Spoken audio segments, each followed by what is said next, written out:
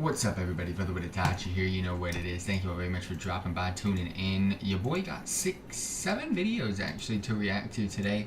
A lot of them long compared to like what we're usually reacting to. So we're gonna go ahead and get on into the action in just a second here. So bear with me. But yeah, basically, I've kind of started to remove like games that we haven't played in a while. And just focus on the reactions to things that we are playing. Pokemon TCG Pocket, I'm still going to react to stuff from that. This is just regular Pokemon stuff.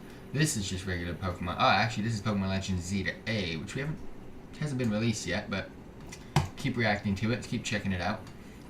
This is more Legends Z to A, and then, of course, we got some Overwatch, as well as a big, long World of Warcraft panel. It did come out a couple days ago, but I was focused on the new content from the new patch, and I've decided now is a good time to check it out. There we go. My headset was on a different setting, and I don't know why. Can I see my mouse, please? Alrighty, team. We've got Pokemon TCG Pocket Secluded Springs, which is coming August 28th. For those of you tuning in, I have not played TCG Pocket, I would say, like, since the beginning of the year. February, I believe. Might have played in March, but I don't think so. Main reason for that was I did have to give up my phone for a good week or so. And I was on the grind daily since its launch. Until that week, my phone broke. It basically blew up, and I had to send it back, and they gave me a free phone. But they wanted the phone before they sent me the other one back, just so they know I'm not lying. But, yeah, basically, I just stopped playing. Haven't come back. And I kind of missed a couple of sets that I really wanted to get into, but who knows? We might rejoin, we might not, but I'm going to keep reacting until I decide to give that a yes or no. Because I do truly love Pokemon games, I love the Pokemon franchise, and I am a fan of TCG Pocket still. I just missed the Eevee set, and that's like the biggest set that I completely folded. I love these intros. I just love the cards. Like, there's no reason for me not to get back into it, but we'll see. We've got Suicune EX, Mantike, Slowking. Oh, so it's gonna be so Entei. So it's gonna be, it says Secluded Springs, so hot spring vibes? I'm assuming Raiku's in it as well. I don't know why Raiku's in it, to be honest with you. I thought it was going to be a water and a fire set, but hey, here's what it is. You got the 3 legendary dogs. Ooh. I can't hate. I absolutely just love the artwork of these cards, too, for this Pokemon TCG Pocket. I mean, I might get back into it. We'll see. What's up, everybody? We have another Beyond the Pokédex, Soaring Above the Ring, Pokemon 701 Hawlucha, and I believe they released this because in Pokemon Legends ZA, they released something on Hawlucha that I am going to be reacting to later today, so I'm not going to explain it just yet, but check it out. If there's one thing we all know about Hawlucha, it's that it's one of Ash's best battle partners. Also, I am not a fan of Hawlucha at all. I've seen him in the series, he was kind of goated for Ash. I just don't like the Mucha Lucha freaking Lucha Libre mask bird vibe. I just don't like it. He looks so weird. But I know he's a mascot, so it makes sense. I just don't like it. Hi, I'm Spruce. And I'm Maple. Welcome to Beyond the Pokédex, where we talk about what makes each Pokemon unique, from 1 to 1,000 and beyond. Today, we're talking about the... Are they really going to do this on every single Pokemon? Hawlucha. You don't get called the Because we've reacted to a lot of these so far already. And Hawlucha, the fighting and flying type, can do it all in midair with its graceful yet powerful moves. I remember watching all of these. A formidable opponent. Wait, why does the cue card say number 4? Spruce, did you forget how to count again? I know we narrowed it down to 3, but I just couldn't not do the first time Ash meets Hawlucha. Fair enough. Let's give it an honorable mention. Hawlucha battles an Ursaring who is messing with some forest Pokemon's food. So, Hawlucha, the one who is called the Forest Champion, I've seen this. designated its mission to protect the little Pokemon, swoops into action with Karate Chop and High Jump Kick. Halucha has Ursaring right where it wants it, so It, prepares I its signature just don't move, like the way it Flying looks. And Press. how does a freaking Ursaring lose to this, And man? grabs a big rock. Before Ursaring can hit Halucha, Ash and Pikachu join the battle in the nick of time. Never mind. And that's how one of the most notorious teams in the series meet. Real I said I watched it. I did. I just forgot about that. Let's kick it off with our number 3 most epic Halucha battle. Ash's gym battle with Laver City gym leader, Valerie, the fairy type expert. Valerie is the first fairy type gym leader we see in the Pokemon animated series, and this battle does not disappoint. She has a Spritzee who can use Trick Room, and while that little trick really traps Ash's pal Fletchinder, Halucha fights its way out with a clever strategy. When Spritzee uses a spinning gyro ball, Ash has Halucha catch it. Then Halucha uses that spin and turns it into spinning X Scissor that is so effective it slices through Spritzee's dazzling gleam and shatters Trick Room. So clever and totally Ash. As a fairy type, Spritzee has the type advantage over fighting and flying type Halucha. So our third ranked battle has a classic Ash strategy, going against type. And that's only the third sweetest battle. Let's talk about number 2. A battle where Ash A dish defies And the indeed rules of it the is game. in this story, on an icy battlefield. But this tale begins long ago in an episode entitled A Not-So-Flying Start. Halucha spots a Pokemon egg while training in the forest. That egg hatches into Noibat, and that little Noibat... Noibat was goated. So Halucha takes it under its wing and becomes its mentor. Noibat ended up being It's goated. tough on the outside, but it's secretly a total softie. Fast forward, Noibat joins Ash's team and evolves into Noivern.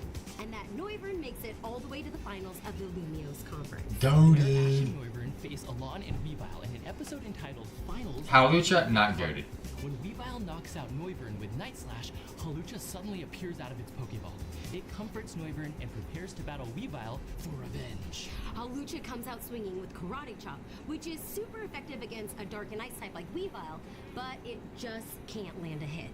Alon has Weavile aim an Ice Beam at Halucha's feet. Halucha dodges it, but the river turns into an ice skating How rink. about you just fly for a Although bit? Slippery, Halucha uses the ice to its advantage and takes less damage from Weavile's attacks. And man, can Halucha take a hit. It's one tough Pokemon.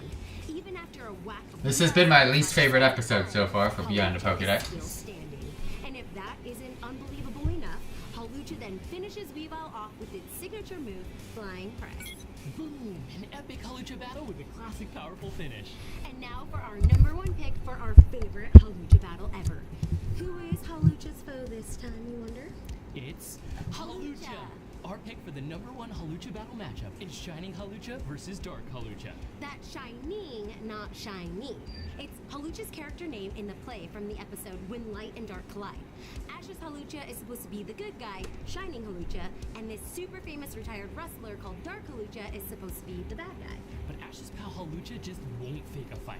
Every battle is a real battle to Shining Halucha, even the play rehearsals. This is better than reality TV. Anyway, it's time for the real show to begin. The audience is packed, and of course Team Rocket is there too, and they storm the stage. The only thing Team Rocket loves more than Ash's Pikachu is attention. The two rival Halucha unite into one team to blast Team Rocket off. But the funny part is, the audience thinks that was all part of the show. So, now they're pumped as Shining Halucha and Dark Halucha take the stage for a second time. Although Ash's pal is nervous at first, Dark Halucha is a seasoned pro who coaxes a... Are we just gonna brush past the fact that the people in the stands thought Team Rocket Blasted Off was a part of the show? Stunning performance Oh, out bro. of Halucha. They begin improvising a battle so incredible, they're transported Come on into now. a wrestling ring. Their passion for battling is so strong that they completely rewrite the script. And their battle is so awesome, the audience is on its feet chanting their names. Halucha! Halucha! Ultimately, fighting with its whole heart is what makes Halucha's battles so compelling. So, not to cheapen all the feels, but Ash's Halucha wins the battle with its ferocious moves. But really, they both win because Dark Halucha relives its glory days as a decorated wrestling champion, and it mentors a future legend. It's an inspiring battle from an emotional standpoint and impressive from a tactical one. And that's our top 3 Halucha's battles list from the animated series. Plus, the bit about Ash and Halucha meeting that took an honorable mention. Aren't we forgetting there's also the insane Halucha matchups in the Pokemon competitions? Of course not. That list is like our post-credit scene. Let's start with an iconic Pokemon trading card game victory. Evan Pavelski won the 2024 Senior TCG Worlds, utilizing a deck that had one copy of Hawlucha! Hawlucha! As for the video games, now... But did it do anything? Hawlucha isn't normally seen in a competitive VGC, but one man... Because it to use sucks. this oft-forgotten hero, and it paid off big time.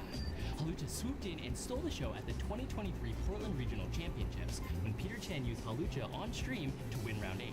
It secured him a slot in day 2 of the tournament. Hopefully, this Beyond the Pokédex entry will inspire. This was the worst episode epic Hawlucha battles. by far, fam. Truly an inspiration to us all. Thanks for tuning in to another entry of Beyond the Pokédex. And remember, the Pokédex is only the beginning. The next one better be good, because this was not it. Alrighty, team. Full match. Hawlucha versus Machamp, Pokemon Legends Zeta A. So yeah. I've just reacted to a Beyond the Pokédex episode, which featured Hawlucha. And if you don't know what that is, they basically go over specific Pokemon in the Pokédex and go into the details, usually showcasing their VGC or TCG usage in history, or if they didn't have too much, they kind of go more into deep details on like the anime or what the Pokemon's all about and what it's done in the Pokemon series. So now it makes sense because they're promoting Hawlucha for the new Pokemon Legends Zeta A game. So let's check this out. I'm not a fan of Hawlucha as a Pokemon at all. I dislike it completely. So I'm assuming Machamp's about to take L's against this thing just because they're bigging it up, but let's see. I'm not a fan of it. Hawlucha's just, bro, it's just so dead. It looks so dumb, bro. Like, look at that. Who does he think he is? Who does this weirdo bird think he is? Machamp better clap it. But the episode's supposed to be on Hawlucha, so I doubt it. So dead, bro. Go away. Yeah, this is the goat. Look at him. That's a goat right there. About to clap his cheeks. No feathers up in here. About to cook him up. Bro, how does a Machamp lose? Oh, bro, that should have been knocked out right away.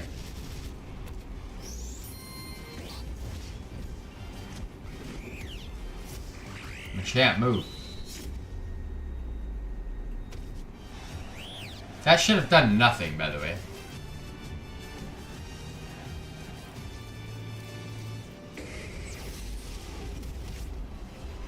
My guy. Deserved it.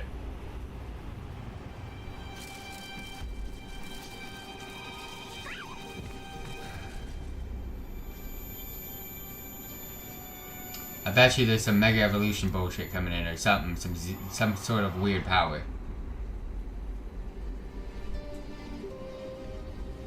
I don't know, something's gonna go weird in this. Because there's no way a normal Hawlucha should win.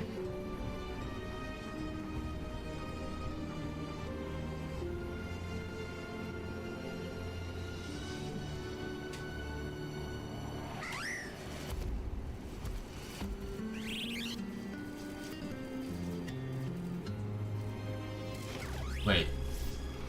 Oh, I called it. It's too obvious, bro. It better look cool, because he looks awful right now. What do we got?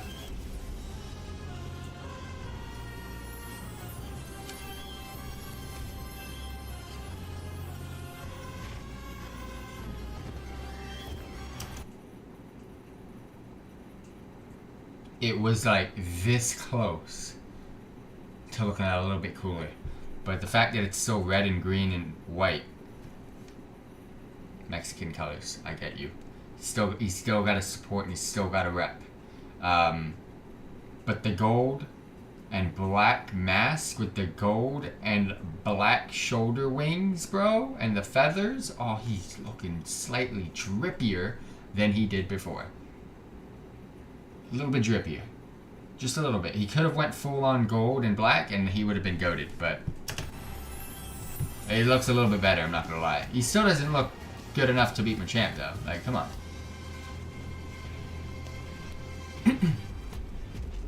Like, Machamp's got the belt. Like, and it doesn't leave him. Because it's, like, glued to him. Yeah, I don't think this guy's gonna lose. Just don't show a winner or a loser, please. Just, like, end it off on, like, a cliffhanger. No, don't ruin me. Pokemon, don't do it. No. Pokemon, you can't do this to me. Oh, no, come on, come on. Oh, God, this is lies, bro. This is straight lies. What's up, Mega? Are you buying Legends ZA? I am on the borderline of yes or no. I have not decided yet. I do not like the game so far from what I've seen. And to be honest, it looks extremely pointless. The fact that it's based out of just a city is incredibly terrible. And I've played the demo and it was awful. Are we serious? Like, every video that they release for Legends is just so bad. Why don't you like it?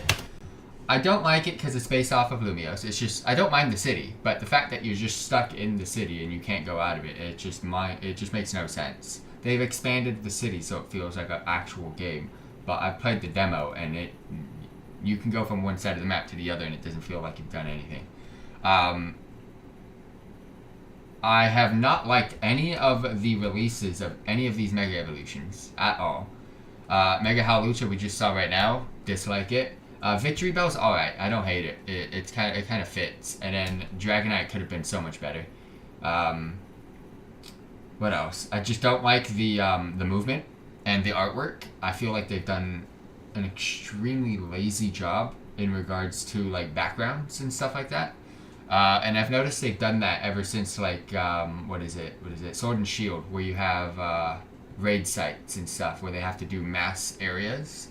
They go extremely lazy on artwork for like full-on big massive areas. And then Scarlet and Violet did the same. Oh, Sword and Shield, sorry. Then Scarlet and Violet.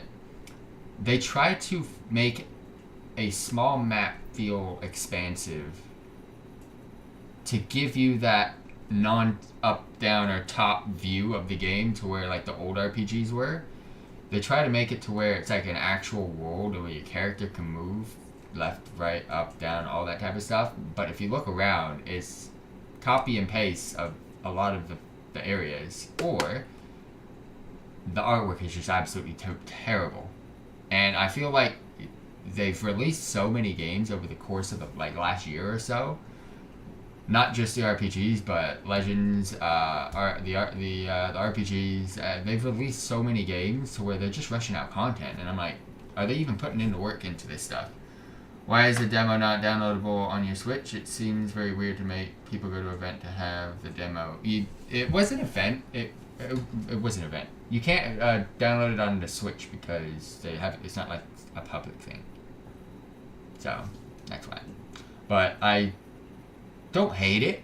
I just like feel the amount of content you get for what you're paying for compared to a normal Pokemon game is bad. Like, I don't mind Scarlet and Violet. I don't mind Sword and Shield. You're getting a full game worth of content, and it's still a great game. But this is just going to be like the Legends Arceus game, where Legends Arceus had probably triple the amount of content you're going to get than this one. I'll tell you that much now. You're going to get three times less the amount of content in Legends ZA than we did in Arceus, and I thought Arceus was bad, so yeah. What else we got? Mega Howlucha makes a comeback. Pokemon Legends ZA. It's just all Howlucha stuff now. Let's see what we get. I'm assuming this is going to be game code content, yeah. Like, I can use this video, like just the movement of the camera and the flickering of the windows. It just, like, we're in 2025, and Pokemon's still struggling. What is this? Like, look at the bushes, bro. Like, look at the copy and paste of that building in the background. And I don't care about it, because it doesn't affect my gameplay. But I already know the gameplay of Pokemon Legends ZA. And I already know you're not going to get much. So what work? It feels like they're just releasing games just to make money. It's just a quick cash grab. I guarantee you people are not going to enjoy this. It's a one and done game. You'll never play it again. And I'll probably get it because I've been sucked into Pokemon since Red and Blue. But I'm just saying now, like, look at the background. And every single game, Scarlet and Violet, Sword and Shield, what the hell was before Sword and Shield? Why can't I think?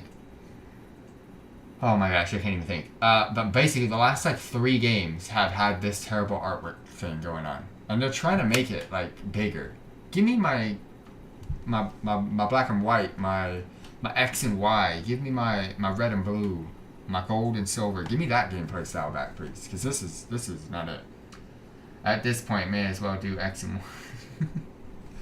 Yeah, I mean.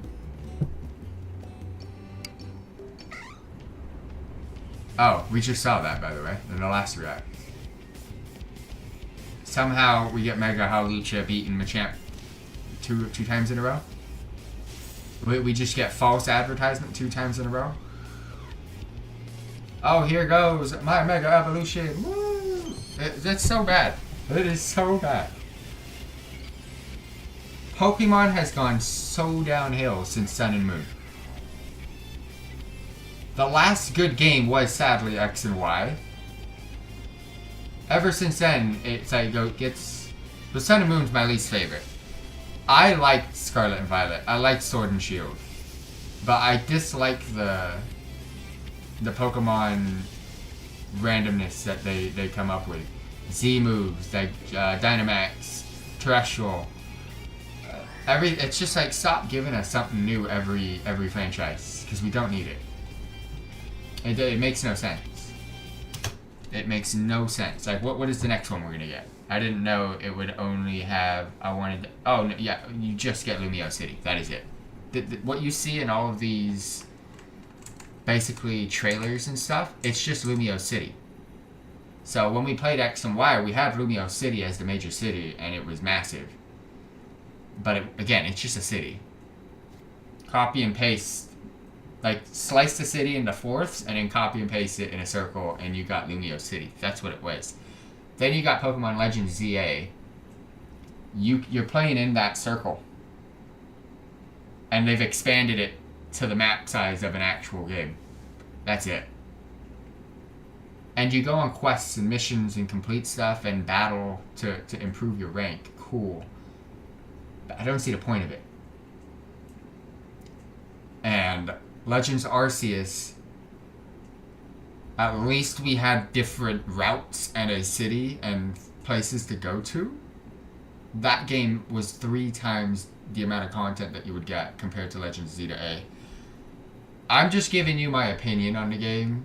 Take it as you will. I'm not trying to say don't buy it, because mentally I've played and bought every Pokemon game in history. I will probably be getting Pokemon Legends Z A.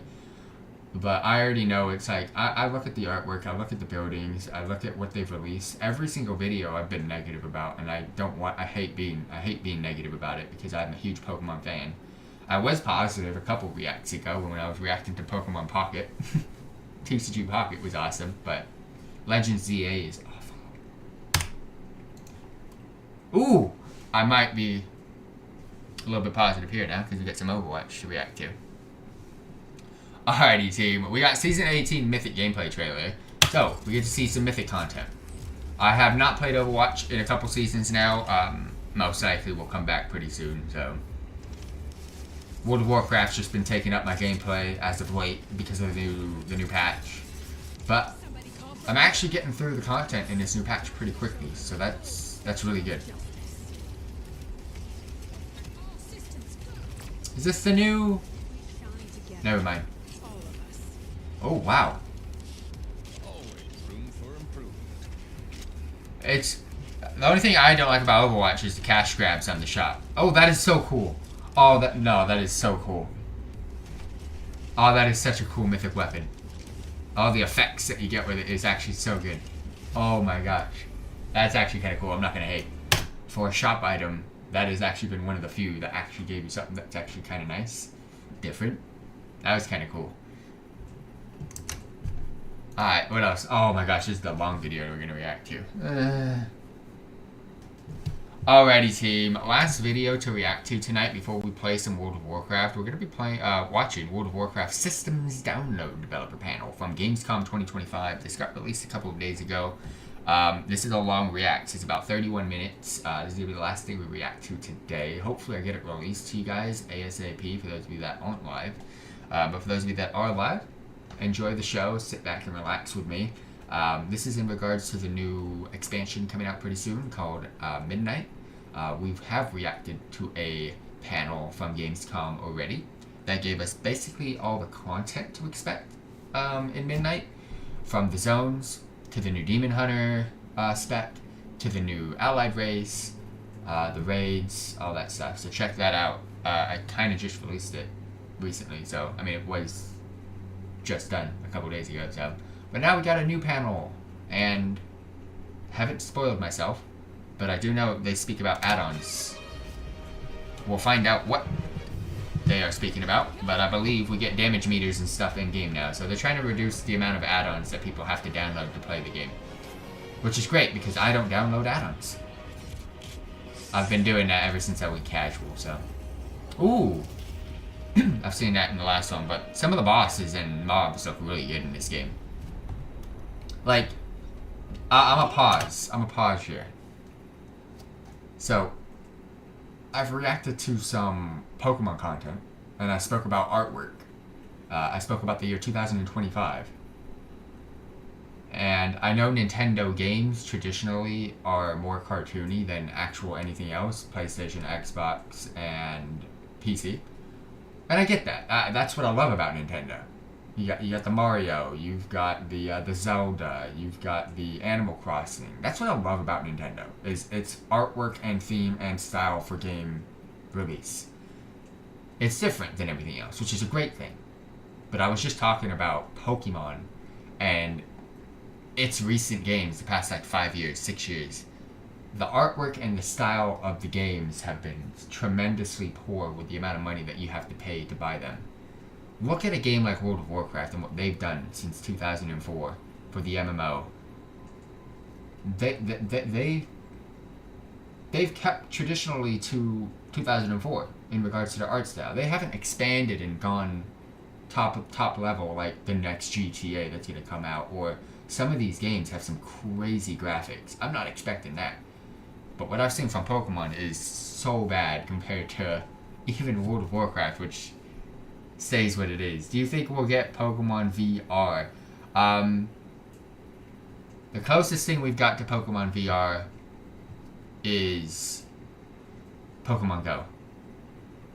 Now, when they released Pokemon Go, I was like, oh. First of all, Pokemon Go 2016, best year of all times. The best of everything. Best game ever. I'll put it at top of the charts. Best thing to hit markets ever. Pokemon Go 2016. But it wasn't VR, it was on your phone, and it still is. Are we going to get VR for Pokemon? No. I don't think so, because I think we need to get a Pokemon MMO before that. Or a Pokemon game that brings a lot of the basically areas, or a lot of the generations into it. Like you go from Gen 1 to Gen 2, similar to how Pokemon Gold and Silver and Crystal were, where you could play Gen 2 and then go back to Gen 1 and kind of do that.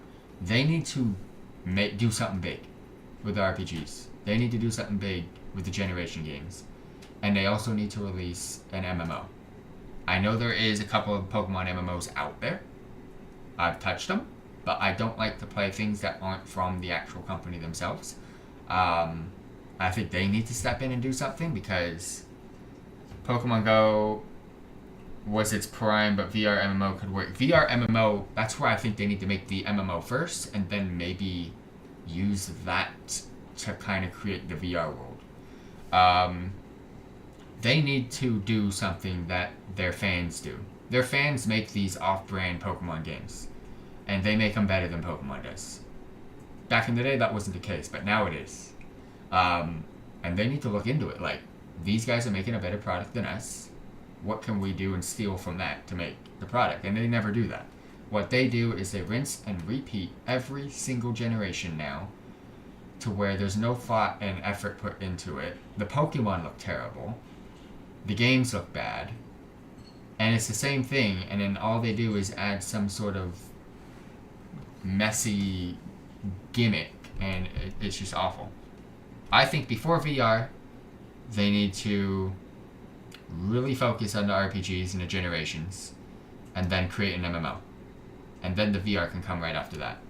And I think we need a little bit better VR capabilities, which is why I would want them to wait on the Pokemon VR.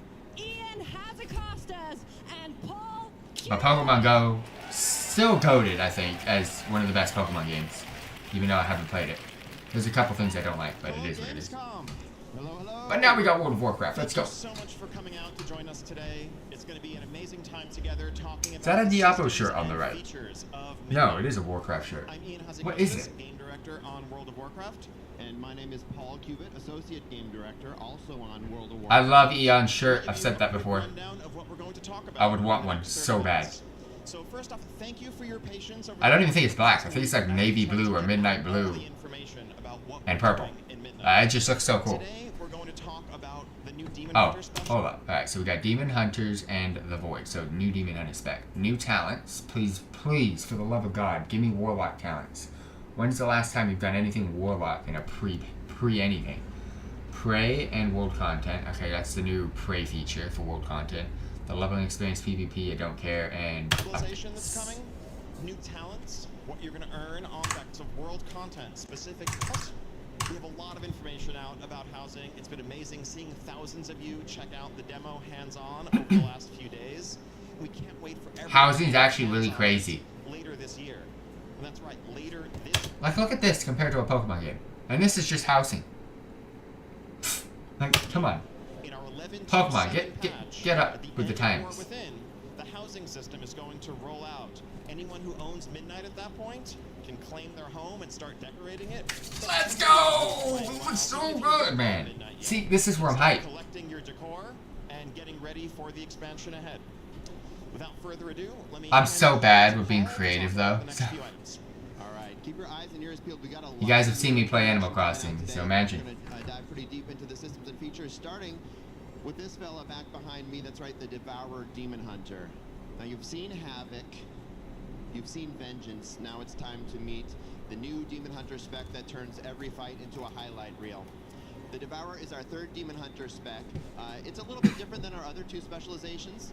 Previously, Demon Hunters only channeled Fel energy to power their abilities. Void. Whereas the Devourer uses Cosmic Void powers to power their Annihilation abilities. It's a ranged DPS spec, but not in a traditional sense. You're not going to be standing out at max range, casting spells the entire time. That's me. Depending on how you build I your play a character, Warlock. and we'll take a look at some talents a little bit later. But depending on how you build it, you may be standing at mid-range pretty consistently, or you may be darting in and out in sort of a hybrid build where you're spending some time in melee and then using Vengeful Retreat to jump back. Let's break down the toolkit a little bit. So first up, this is Void Metamorphosis. This is your Stop stealing Warlock stuff and giving it to Demon Hunters. Give me back Metamorphosis. Hashtag Metamorphosis 2026. iconic Demon Hunter For Warlocks. transformation, but with a twist. This is not cooldown based. Or give us Dark Apotheosis. It's, Just give us Demon wings. Reap, which is your giant kind of scythe. Give me my to wings back. Gather up any of the void fragments that you can't reach, or you can just sort of run around and pick them up as you're used to doing with souls. And once you've gathered enough, you can enter into meta. Now, once you're in meta, you want to stay in meta as long as possible.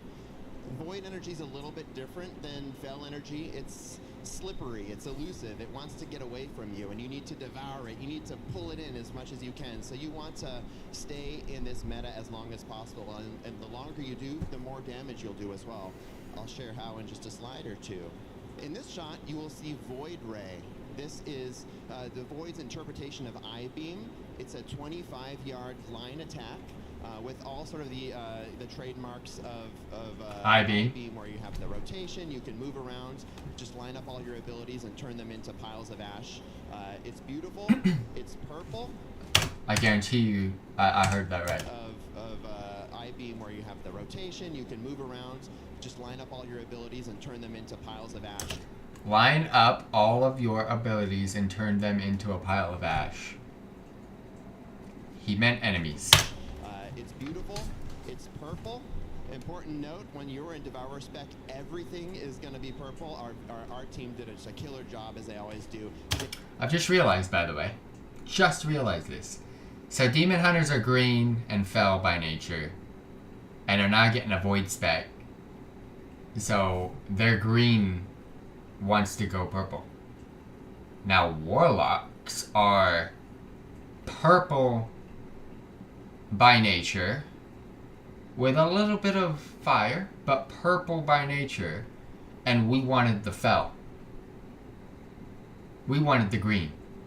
So they're doing the opposite. Demon Hunters are going for the purple, we want the green. So give us wings. Everything, you're not going to see any green at all. It's just going to be void, void, void. Really cool. Speaking of really cool, this is Collapsing Star. This is your big, brutal anime finisher. The way this ability works is you have to be in meta to cast it. So once you get into meta, then you have you unlock the ability to cast Collapsing Star. That's actually, this looks The cool. more times you cast Collapsing Star in a meta, the stronger and stronger it gets. So like I said, that you want to hold on to that metamorphosis as long as possible. It's got that big raid boss finale energy. Next up, let's talk about hero talents. The Demon Hunter is getting a new spec, and with that, they get a new hero talent tree, and that is called the Annihilator tree. You can see it in the sort of the lower left-hand side there. This is shared between Devour and Vengeance, and sort of broadly. I'm surprised they didn't get the Reaver set. On your enemies. If you're Devourer, there will be. Why'd they get scarred? Void meteors. If you're in Vengeance, they will be fell meteors, but meteors nevertheless. Devourer also have access to the Scarred tree. How? Why? Is it called the Fell Scarred tree? It's just simply scarred. We are inclusive of all types of scarring here. As Demon Hunters, we know. Just give them the Reaver set. It would have made sense. But I don't care. I don't play a Demon Hunter, so. Next up, Void Elf Demon Hunter. This is a new race class combination that is coming to World of Warcraft. People are hating, but it makes sense. It's unlockable with a short quest line that's available during the 12.0 pre-launch. The Devourer spec will also be available during pre-launch as well. So if you're interested in messing around with Devourer, you can switch over as soon as we get to that pre-launch period before we take the fight to Xalatath at Silver Moon and in Eversong. And the same is true of Void Elf Demon Hunter. There'll be a very short quest line along with that pre-launch where you unlock this character. Now, for those of you who are Horde players in the audience, like myself, you may have noticed this introduces a little bit of an imbalance. The Void Elves are ready to jump into a particular new class, and this is particularly lore appropriate for what we're doing at this time. The World Soul Saga is not over yet. There will be new opportunities for other race class combinations that will make sense with the story as we tell it. So keep your eyes peeled. Go over Warlocks, please. So as you play in Midnight, you're going to get new levels. No What do we got? there. You'll level from 80 to 90, and you'll get 10 new talent points as well. The way those are going to break it down is you're going to get 3 points in your class tree, 3 in your hero tree, and then 4 in your spec tree, and you'll earn those sort of alternatingly. The way these work individually is on the class tree. It's very simple. You just got 3 more points. You can use them however you want. If there's some ability in there that you wanted to get to, but you couldn't quite reach it. Yeah, Warlocks don't change much, which is. To get to that point, Yeah. now you might be a little bit more likely to be able to get to that point, and you won't have to make that painful trade-off. In the hero talent tree, there's an additional lane, so you were keeping all the same hero talents, but we're adding 3 new abilities in that 4th lane there. So it's going to take these already iconic and impactful powers and make them even more iconic and even more impactful. And lastly is on the spec tree, we earn 4 points here. I'll share how that goes in the next slide, but a couple clarifications first. What you see behind me is the example for the Devourer Demon Hunter. Everything I'm saying here is true for all 40 specs across the game, so the 334 applies to everybody. And the other clarification is you see 3 little dots over to the side of the tree there for those keen-eyed among you. That's just work in progress UI that our team's been using to be able to test these things along the way. What you'd expect this to look like is a little bit more like this, where you'd have, imagine, if you will, a big giant talent point that sits at the bottom of your spec tree with a couple little pips in the bottom of it, and you're able to put 4 points into that. Now all 4 points should be really impactful, but particularly impactful will be the first one and the last one. So let's take a look at a couple examples of how this will play out on the Evoker, and also on our favorite new spec, the Devourer Demon Hunter. So the first point is going to be a little bit more transformational. This will have a big effect on one of your abilities. In this case, for the Preservation Evoker, I know the text's a little small, but it takes reversion and gives it a chance to be upgraded to a new ability called Marithra's Blessing. The next 2 points are just going to be make numbers bigger. They're going to make whatever that first thing did, make it even better. And then that last point is the exclamation point that really brings it all home. They should all fit together into a cohesive package. They share the icon, they share the name, they share the fantasy. But an important point to note is that you don't have to put all 4 points in this if you want to. It's not a separate tree. It is part of your spec tree, and so if you want to just go more broad in your spec tree too, there will be opportunities for you to do that. But I expect a lot of people are going to want to check out what's in their Apex talents because they are super duper cool. That's it for talents. Next I'm going to talk about a feature we've been working on and talking about. No Warlock stuff again. So Prey is a new opt-in hunting system that lets you pursue powerful targets across Azeroth and beyond Azeroth, places like the Voidstorm. You know what's crazy? We still have Legion Remix. Right into how you already play. So whether you're a World Quest enjoyer, if you're out gathering, you just like hanging out, Prey should have a good fit for you. It's a little story balance, or a story background, I should say. This is a secretive initiative led by Astalor Bloodsworn. I don't know how many of you are lore nerds like myself out there, but if you remember Astalor, he's the Magister who's responsible for, you know, helping the Blood Knights get their paladin powers by chaining up a Naru underneath Silvermoon City.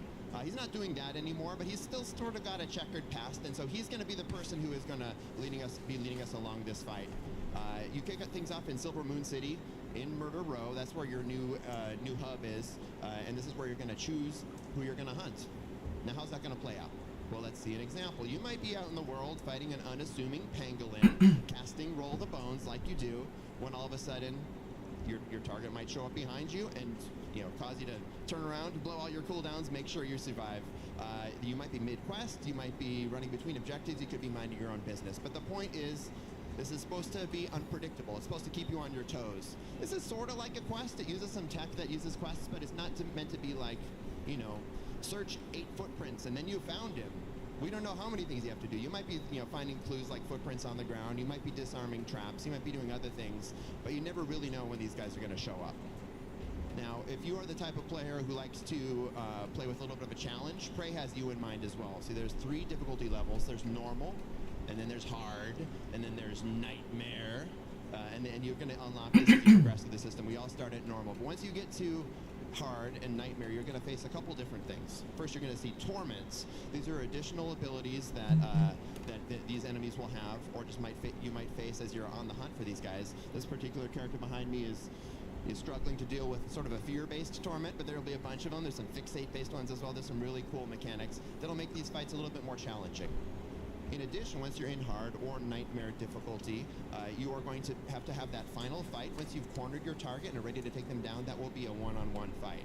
See, in normal, you're in the outdoor world. If there's other players nearby, they can help you out, just like any outdoor content. But in hard and nightmare, it's just one-on-one, you and the target, no distractions, no escape. Let's talk about rewards. So there's a couple rewards available through Prey. First, I want to talk about cosmetics. We got a bunch of custom cosmetics, including some really cool looking mounts, like some Mana Worm themed mounts. More than one of those. That's kind of cool. Awesome looking, as well. That's actually really cool. Appearances as well. You will also be able to earn power from this. So this is hot off the presses. We've been talking with the team back in California or back in the States, everywhere. Blizzard's all over the place. This will give you power rewards. Prey will be tied into the outdoor row in the Great Vault, so you'll be able to get really cool gear from that by participating in Prey, up to and including in Hero Tier. So this is just going to give you new ways to play. Think about Delves and how Delves are able to give solo players some really cool opportunities to get awesome good stuff. I actually like Prey this. is another way to do that too. All right, Prey is just one of the new things that are going to go into the outdoor world that we can play around with. There's other outdoor features that go into the game as well.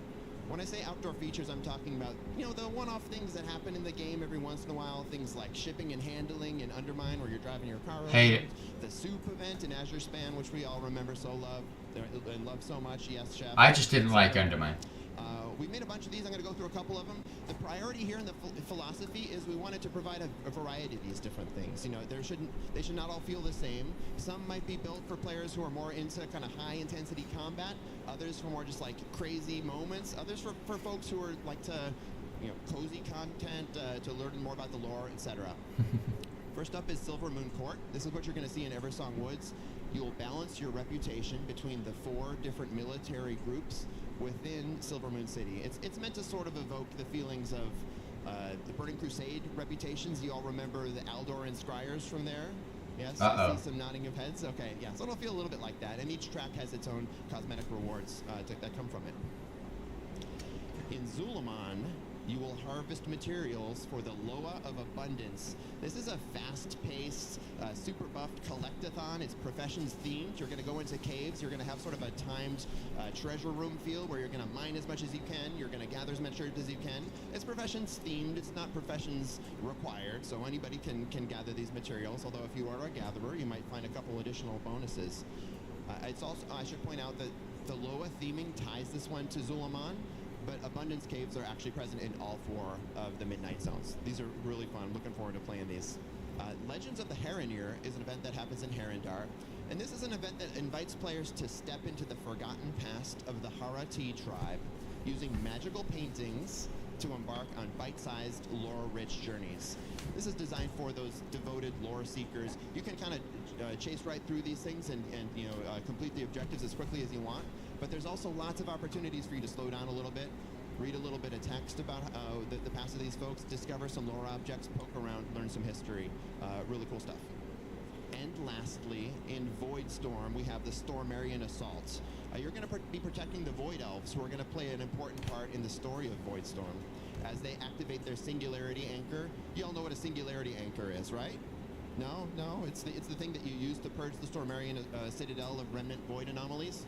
Well, anyhow, you're going to help them protect that thing in sort of a wave defense, where it's an action-packed public event where your success is not only defined by how well you fight, but also how well your group places defenses to, you know, fend off the endless oncoming waves that are going to attack that Singularity Anchor.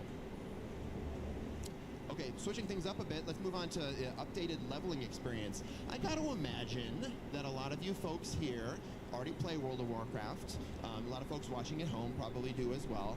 But if you don't, pay attention. And if you do, maybe think about, you know, if there's been folks that you want to bring into World of Warcraft, but it's been tough. It's intimidating to get people into a game that's been around for 20 years and is so big and huge and monolithic. These are some updates for folks like that. So first, we made some changes to our tutorial experience, Exile's Reach. This has been changed to be to focus players directly into the Dragonflight expansion. We're doing that by adding some key iconic characters to that feature. You're going to see Wrathion there. You'll see Khadgar. So wait, Exile's Reach is completely different now. As well. And the story is going to be about them going off and embarking on their mission to the Dragon Isles to learn about the history of the dragons. It will culminate with you being taken directly to Waking Shores to continue that story in the Dragonflight experience for new players. Now, you'll still have Chromie time if you're playing an alt. You can go play whatever expansion you want, but for a new player, that sort of core progression will take you directly to Dragonflight. And we've made a bunch of changes to the Dragonflight expansion as well with new players in mind. So first, you'll level through those first 4 zones, but then as opposed to before, when you get to the end of Thaldraszus and you're at the gates of the raid and you know that Razageth is gnarly and you want to take the fight to her, but you need a whole bunch of people to do that, instead of that, you're going to go straight to fighting Razageth. We've added a story mode raid version of the Razageth fight. So you can, as a solo player, along with 9 game control... So it's to finish off your expansion story, which is kind of cool. And then after That's actually good. You get to keep going into Zeralek Caverns, play through that zone as a leveling player with the leveling appropriate rewards, and then you get to fight against Sarkareth in another story mode raid. Y'all can probably see where this is going. If you know the story of Dragonflight, then you continue into the Emerald Dream and then fight against Farak. We're super excited about this. This is the first time that new players have been able to play through the entire story of an expansion while they're leveling through the game. And doing that, this will take them to level 70. That's not quite 80. For 70 to 80 is going to be done doing something different, which I'll get to in just a sec. But first, has this ever been you?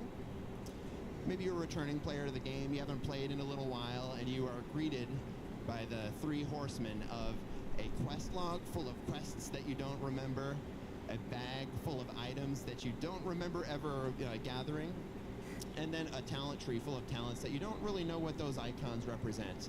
You are not alone. This is the case for a lot of returning players. It can be tough to get back into your character after you've been away for a little while. And what we see for folks is, after folks have been away, particularly for a long time, it's easier to roll a new character than it is to get back into your beloved favorite tune. And so that's okay, because we've got a stack of gear ready for you to claim as you step into our brand new returning player experience. This is, again, brand new, something we just added to the game in Midnight. It is a feature where you will join alongside Thrall or Jaina as a returning player, and it's meant to remove all those distractions, so you don't have to worry about what's in your bags and your talents. We're going to hide all your quests from you. It's really simple. It's just, hey, go kill some gnolls. It's very simple. You don't have to worry about all the other direct things pulling you in different directions. Just go kill some gnolls. And then after that, the story will develop. Maybe you go kill some ogres. Maybe you go kill some cultists. There will be some, some story that progresses along. But the point is, once you get in, you should remember, oh yeah, this is how my character plays. And by the time you're done, you should have your bearings. It's drop in and drop out. So after 2 minutes, if you're like, oh yeah, I remember how to play Paladin. This is easy. Then you can just so there's no point of it. all the way through. You'll get a full set of gear that's level appropriate to whatever level you stepped in this place at. So you'll be ready to just jump right into the fight. And we've also added some improvements to the tutorials as well. So first, we've added a skywriting tutorial, which will make it easy if you never learned how to play skywriting or to do skywriting. Dragon riding, as it was called back in the Dragonflight expansion. You'll learn how to do that. And it'll add a tutorial to learn how to interrupt. So if you've ever been in a group with folks who don't seem to know how to interrupt, the returning player experience will get you covered there as well. 20 years later, no. I'm a warlock. I don't interrupt. Lastly, we have the War Within recap. This is a feature we've added that in case you've missed the War Within expansion, or if just parts of the story, maybe it's just been a little while since you played the War Within, no worries, we've got you covered there as well. So this is a quick, couple hours long experience which will take you through the entirety of the story of the War Within. It starts at the Isle of Dorne, the Marine Deeps, all the way through Koresh. And you'll get to see all the big cinematics. You'll get to see what happens with all the characters. It would normally take a couple dozen hours to play through all these quests, but this will just take a much quicker time. Anybody can play this. If you want to do this right before you go into Midnight to bring yourself current, that's great. If you don't want to, that's fine. Everybody gets that we got to fight Xal'atath anyways. And if you're a new player, this is how you will level from 70 to 80. Instead of having to, it'll be really quick. It'll be just like play through this, again, a couple hours long experience, and you'll be able to hop right into Midnight once you're ready. A new update I wanted to share with y'all about the new player experience, all these things that we're talking about, new player experience, returning player experience, and the War Within recap. These are going to be available in the final patch of the War Within, 11.2.7. So a little bit earlier, folks wanted to start getting warmed up. If you are thinking about that friend that you wanted to invite in, maybe they can get in a little bit earlier, start collecting some housing decor, and level a new character. Okay, that does it for me. Next, I'm going to hand things over to Ian, who's going to talk to you about a couple other features, starting with PvP. Ian, take it away. Awesome. Thank you, Paul. Hello again. So yes, PvP. A major new PvP feature coming in Midnight is the Slayer's Rise Battleground. This battleground is set in the Voidstorm, and it is a 40v40 epic battleground. I was going to say, it looks big. By Alterac Valley, Isle of Conquest, and that general large-scale vibe. Here's a look at the... this is very similar to the Warlords of Draenor one then. What do you call it? Ashran, I think. The Warlords of Draenor, Ashran, it's not really a battleground, but it's like a world... It is a battleground now, what am I saying? But it wasn't back in the day. It was like a PvP, world PvP event. Basically start on opposite sides and like do events to try to get to the other side. That's basically what it is. Because Alterac Valley works like that, but Alterac Valley is more take over. There's no real events, PvP, and that's it. Wintergrasp is offense, defense. Tolbarad, different. this is exactly like Ashron. You got Alliance Horde trying to fight your way into each other, moving the other people back, and yeah.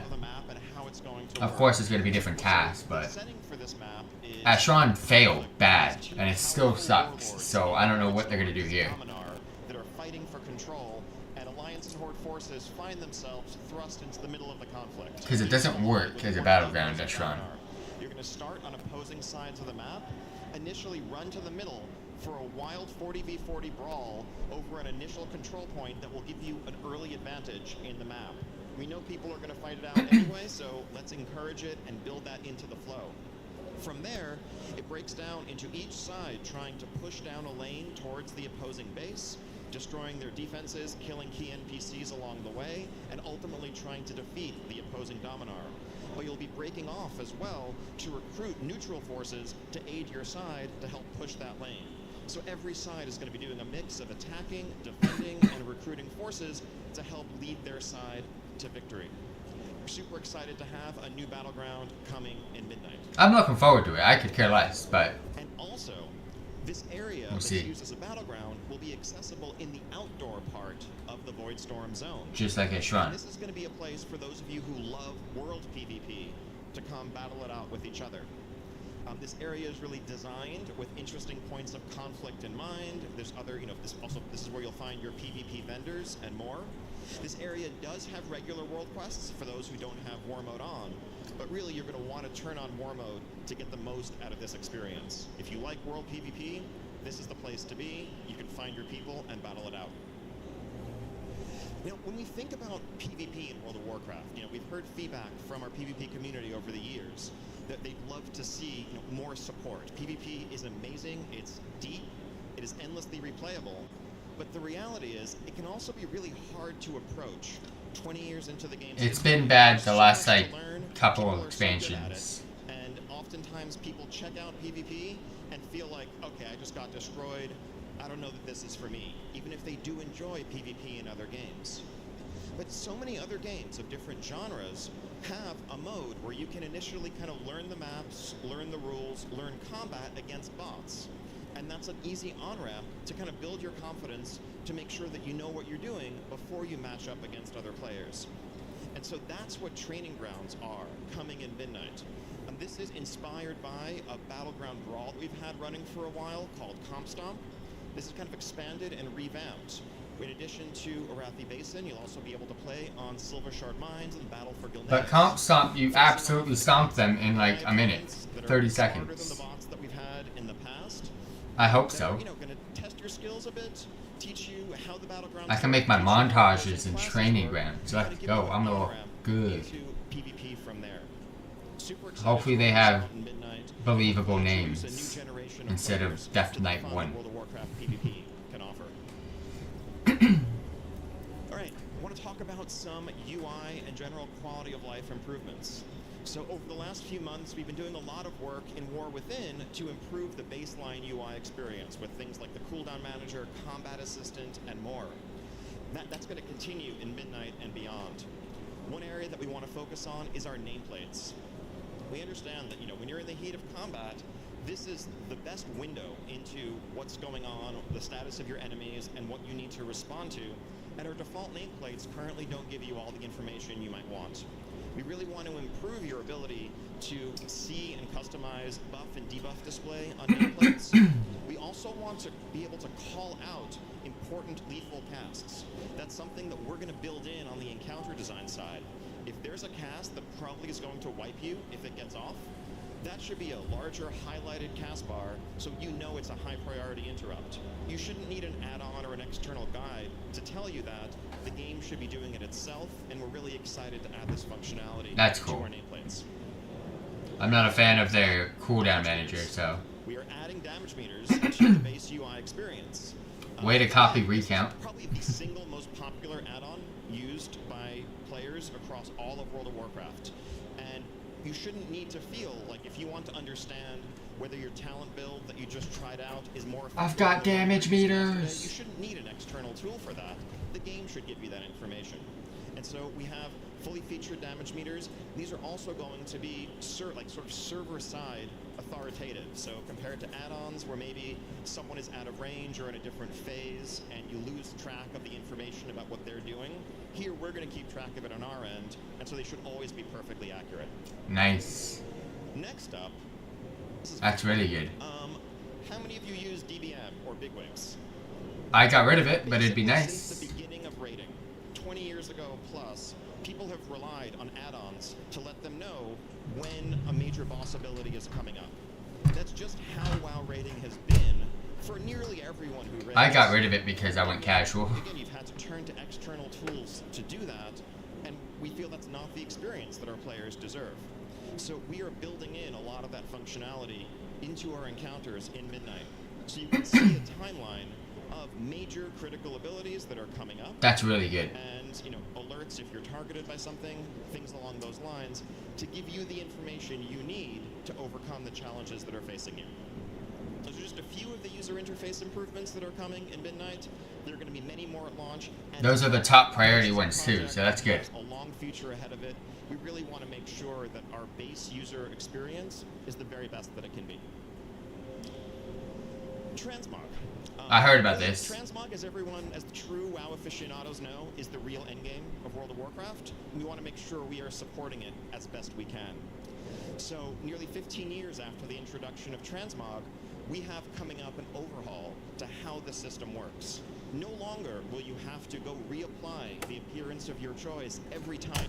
You're transmogging the helm slot instead of the actual helm piece now, which is so good. You get a new upgrade. Every time you get a quest reward or a raid drop or whatever else, instead of transmogging items, you will now transmog the slot. And so if you have something set as your helm appearance and you get a new helm, it's just going to inherit the look that you want it to have. You'll still pay a gold cost to set that like head slot or back slot appearance, but as you just get new items, you can just put those on, there's no additional cost, and that'll just be the appearance that you have. This also gives us the opportunity to add more opportunities for customization and self-expression in the transmog system.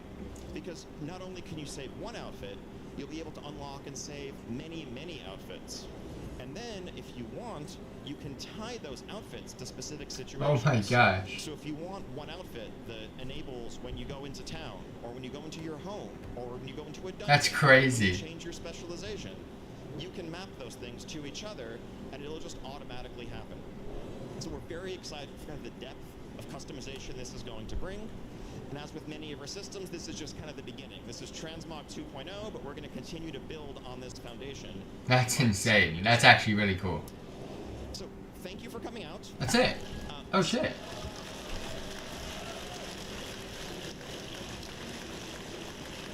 Speaking of the months and years ahead, really, it's so exciting to be here this week, finally pulling back the curtain, revealing what the team has been hard at work on in making World of Warcraft Midnight. But this is just the beginning. We're going to head back to California, and in just a few weeks, we're going to have our alpha test beginning. So stay tuned for that with beta to follow. We have so much more to share with you. It's going to be a very exciting fall. We can't wait to see you all in Midnight in early 2026. Thank you so much. Enjoy the rest of Gamescom. Awesome. Looking forward to this shit. Let's go. Alright, we can get into WoW. But I'm gonna be right back really quick.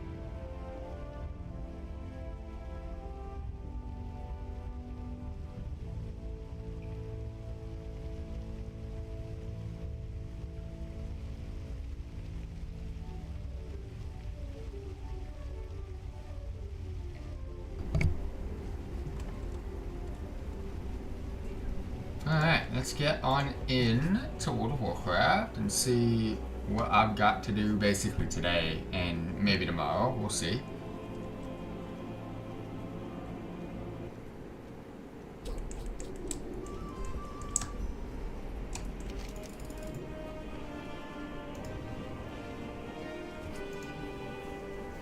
Alright, Ashkahet.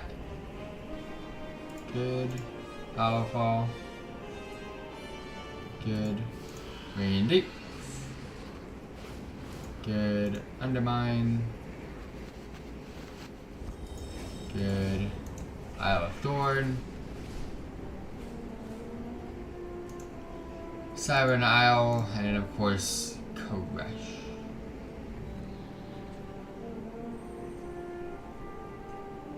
That's gonna be the quest that I have to do for the mount, I think.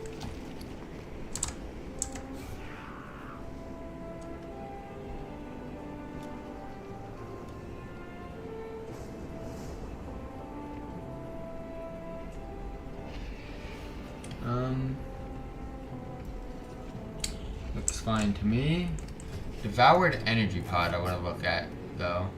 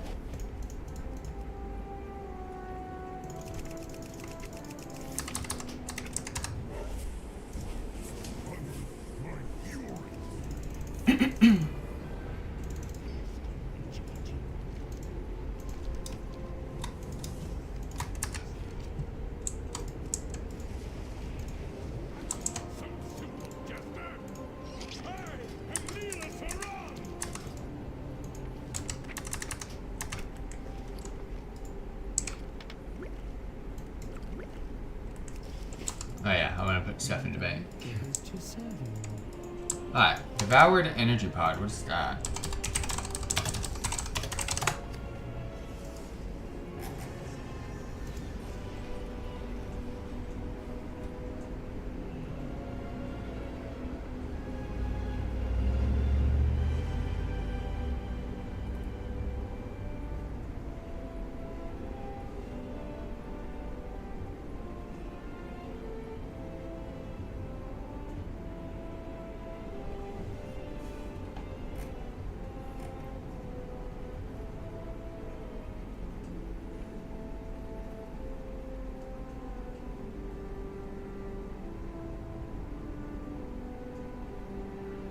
Ah, so they're for a mount. Okay. Well, we can keep it there then for now. I think today's gonna be very simple, like content-wise. Like I already know what I'm gonna do. I'm looking at my to-do list. Like end of expansion content, I already know. We're not worrying about that at the moment. In-game events. Professions, done for the week. Pet battles, done for the season. PvP, done for the season. PvE, done for the week. Undermine content, done for the week. Warlock customization, done for the week. And Hollow Fall fishing event, done for the week. That leaves me with Eastern Kingdom's Cup event. Which it ends... When does it end? 9/8. So in 2 weeks? Yeah. So I have time for that. Koresh content. I could do the next set of quests for the Oasis. But I think I'd rather do the treasures. And like that just be it. Like I think I'd rather just do that. It's gonna be a long one, but...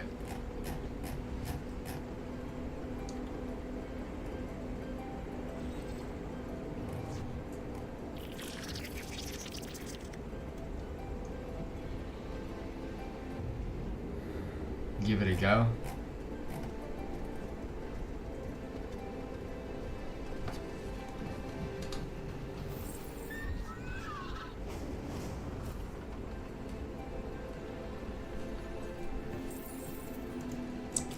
think that's what we're gonna do. We're gonna do treasure hunting. I'm gonna do a mount quest really quick, hopefully. And then just do some treasure hunting tonight. And then that'll leave us with rare spawns. And that's it. For correct. That's why cartel has lost control of the world. I need someone competent to sort it out for them.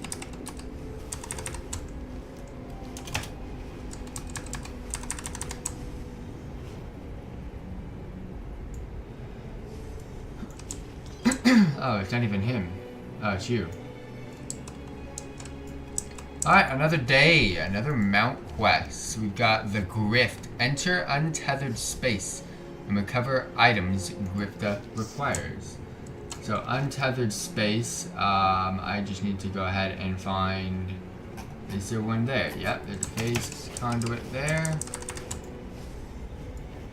Is it inside? I think it is. Yep. Enter in. Alright, so now, Prosperity Pebbles. I'm assuming these guys... Prosperity Pebbles. I am so confused. But I see something over here that... Ah, that's the Prosperity Pebbles. So they're marked on my map. So let's go ahead and tackle that. Got 2 there. There is going to be some over here, so I have to kill these mobs. This world quest cannot be completed. Oh. Alright. Let's remove these 2 guys. It's over there. Damn. Do I not have a pet? Oh, he's just like not doing any damage. What the hell?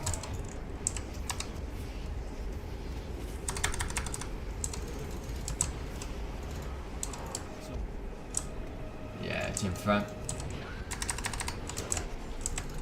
This is not going to be a quick quest. It's going to be a long one.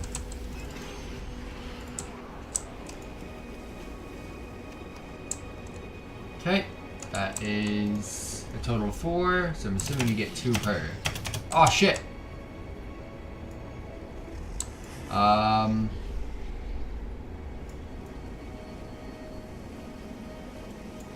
Well, let's make this easy for myself. I forgot you can't fly.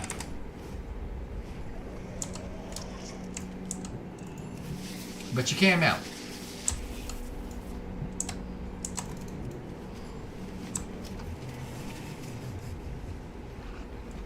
I'm gonna pull you.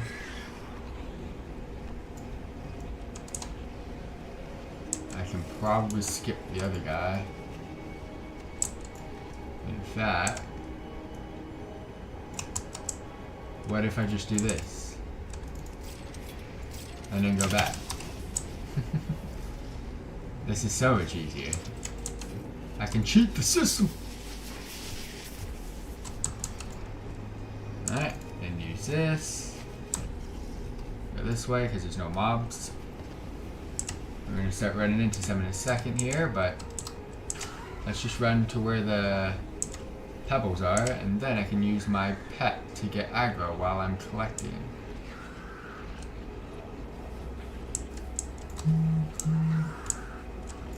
It's here somewhere.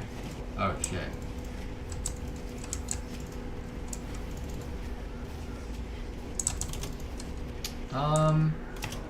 This does not look good. It is over here. I found it. Alright, let my pet do his thing. And I'm gonna collect. Alright, I'm gonna have to go in there. Sorry, pet, but you gotta take this out. I saw you. No, I did not see you. There you are. Quit. Alright, I don't know where there's any others. I'm not gonna lie.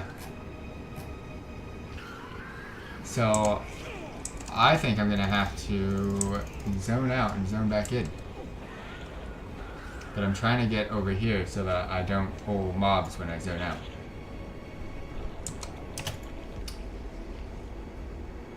Okay, back in we go. I don't know where I'm gonna find the others. Because I've gone pretty far, there's none on my map.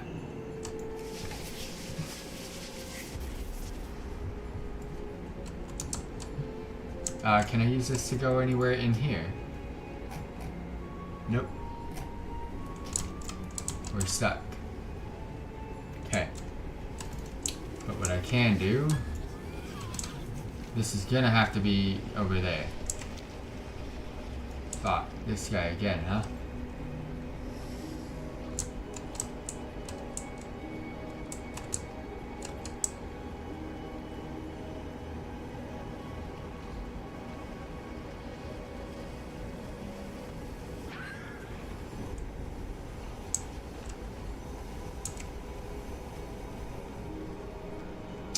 It's crazy, I don't see any.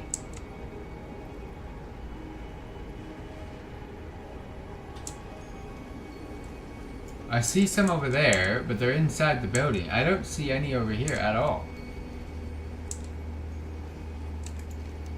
Oh my gosh, you can go hella elsewhere. Okay, I see you. If that's the case, I'm gonna go get the pebbles here, because this is the last one. Is this guy... Oh, I have to kill him. He's a part of my quest. But no, there's some pebbles inside, so we'll go deal with that. You're a part of the quest as well, so get over here. I can handle all of this. Trust. Trust in the process, dude.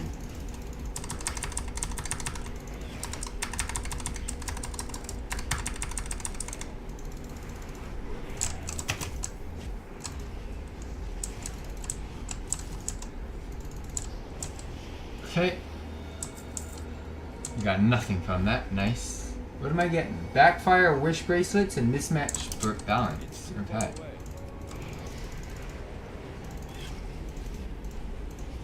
Can I get something for this?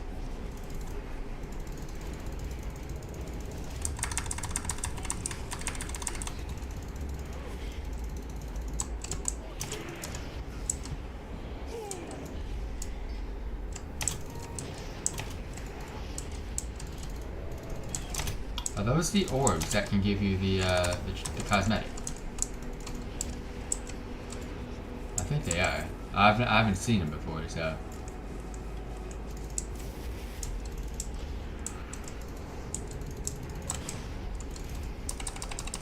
Is that's it? Okay. I think these are the orbs that give you the cosmetics. Or can. We'll find out. When we eventually get one, hopefully. But they're orbs, they're giving me something. Alright, cool, we got a bracelet.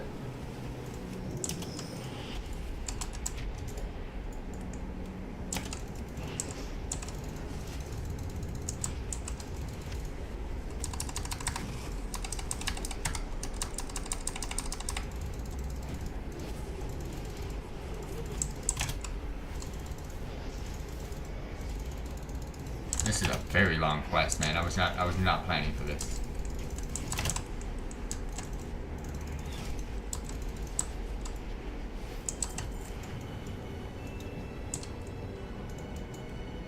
I'm out of range.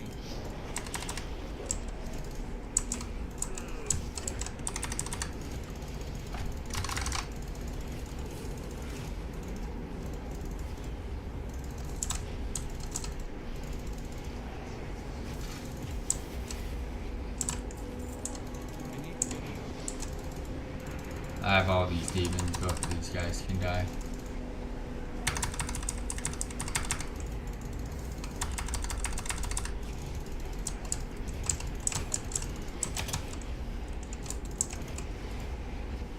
Cool. And the bracelet.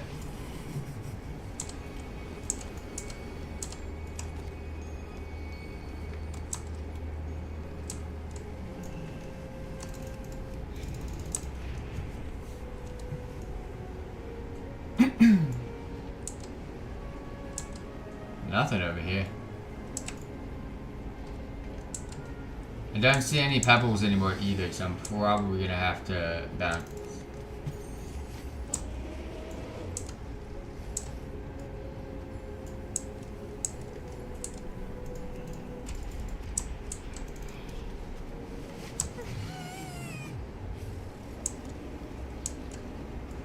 Go this way though.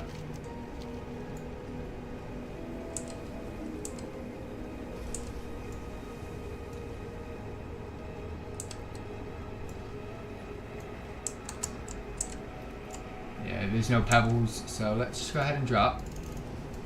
And then we're gonna use the teleporter to get me closer.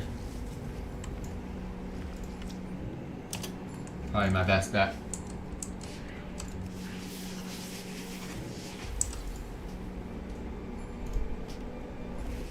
Are a quagmire. Nothing coming in or out. Head sorts it out.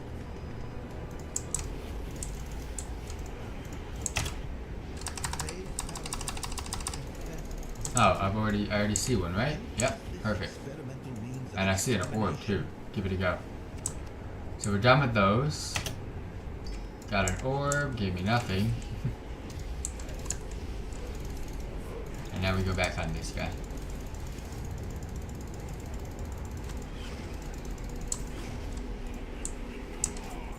Okay, and what are these for? That's a world quest, so no.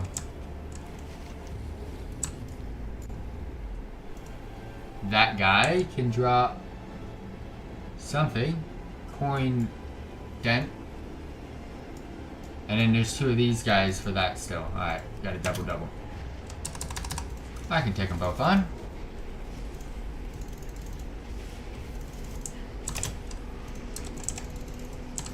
Hopefully that other dude runs closer to us in a sec.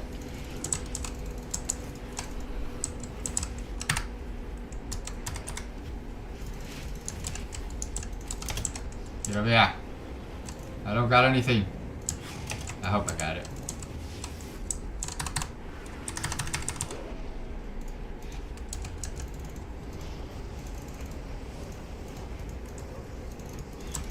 Alright, loot these guys. Got my third one. Still looking for whatever that other item is though.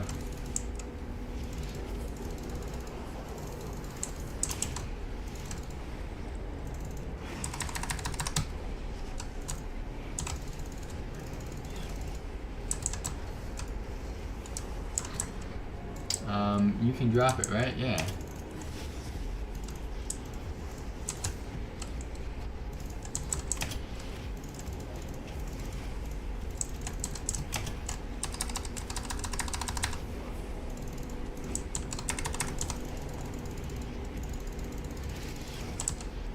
Are these orbs that I want? Nope. Nope. Got it. Alright, cool. Alright.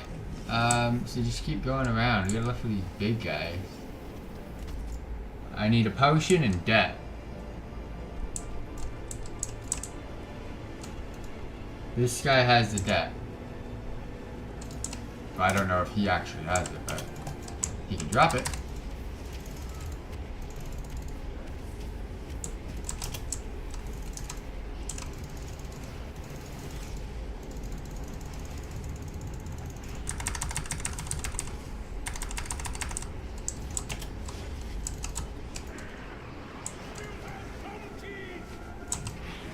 Him? Yep, I see another one. I see a couple of them actually. Oh, I see a lot. Let's go.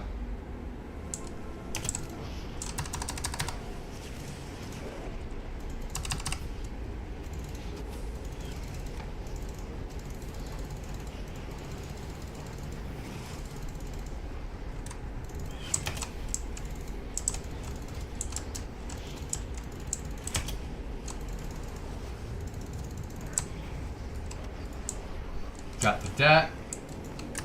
Now let's see if my map shows me where I need to go for this last thing. Yep, so you're gonna be over there only. So, there is a... We'll just go back to the one I was at. They're about the same distance. This one is just better for me because it's not in the process of going through 50 mobs towards it. And then this quest, expired luck potion, can come from either or. So, let's see. This isn't even the last of the quests. I think I still have to come back tomorrow to do more. Which is disappointing because I was not expecting to do this. Oh, I already found, so the broker's got the potion. Alright, cool. Spawned right on top of him.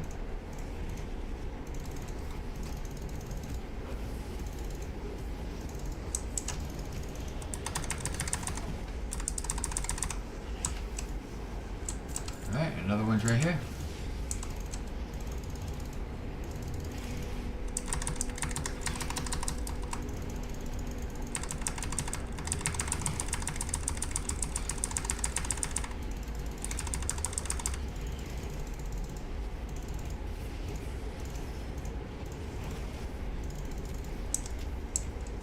And another one over here.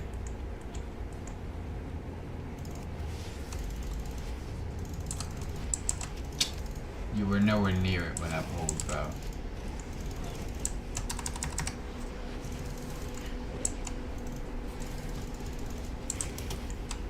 Kill this guy quick.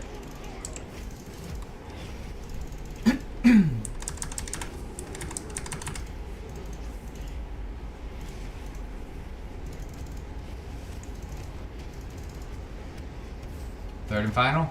Nice. Alright, cool. That is done. Get out, and let's go turn this in.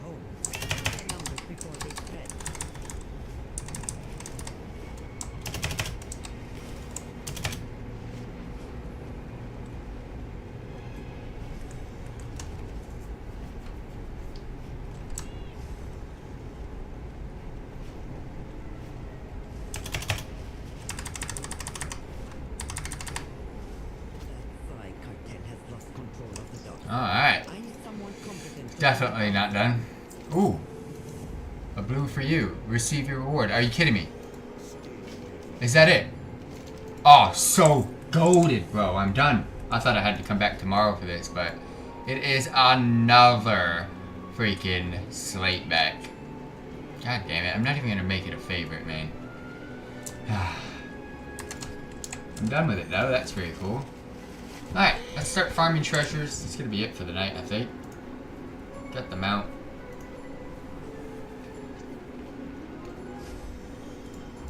Alright, Gift of Brothers.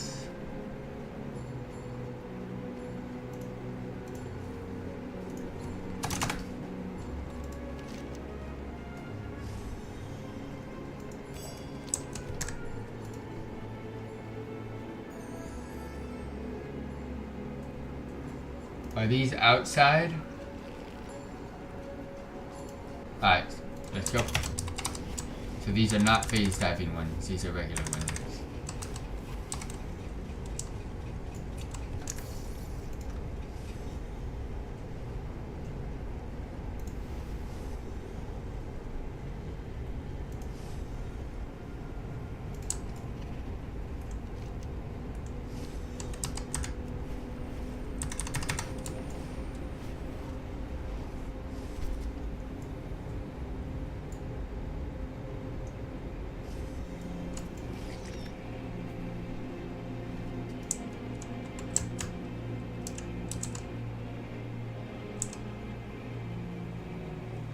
That, isn't it? Oh, this. Chat. Alright, so find, visit, and then return to location, flickering lantern, and speak with... okay.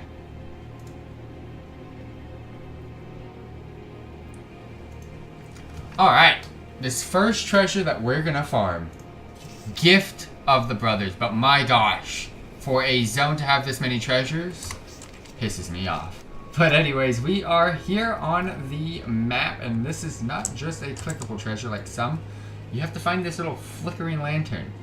Now that you have found this lantern, you'll be basically transported with a 15-minute timer to get the rest of these done. You have to go ahead and visit specific mobs. So you can mount, otherwise it would have been almost impossible to have done this. But the first mob, I believe they're all going to be ghosts. I can already see it from this distance too. Is this one. Go ahead and speak. Your brother is looking for you. And then they basically disappear. And we got 2 more to do. The next one is going to be down south. Let's head on over there. It's actually at height, and I can gain Vigor by just auto-flying to that one.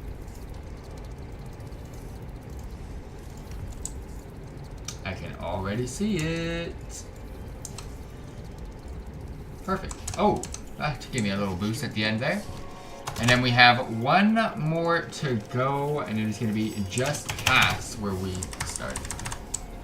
And then eventually you'll be able to, once you've brought all the ghosts back, all the lost brothers, you'll be able to go ahead and pick up the treasure. I don't know, I don't spoil myself on what you can actually get from these treasures. So I will definitely be seeing this for the first time with you guys. You can see these ghosts from pretty far away, so that's the good news. If I'm not mistaken, I can already see it. All the ghosts and all the brothers are back here too. Let's see if we can not pull that mob. But I believe we speak with Iya. Return Iya's lantern. And then we click on the lantern. And that gives us our first treasure, which gives us a cosmetic, the brother's final gift. Wow, that is actually really cool. It is a cosmetic, so we definitely take that. Alright. Next one.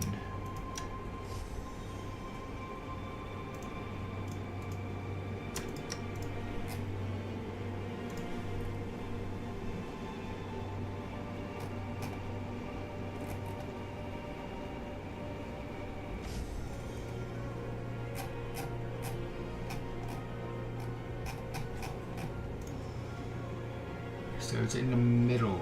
Can I get an actual coordinate, please?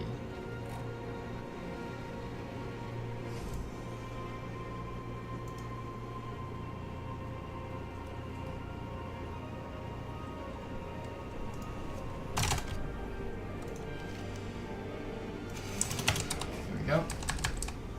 I'm doing all the ones that are not phase diving right now.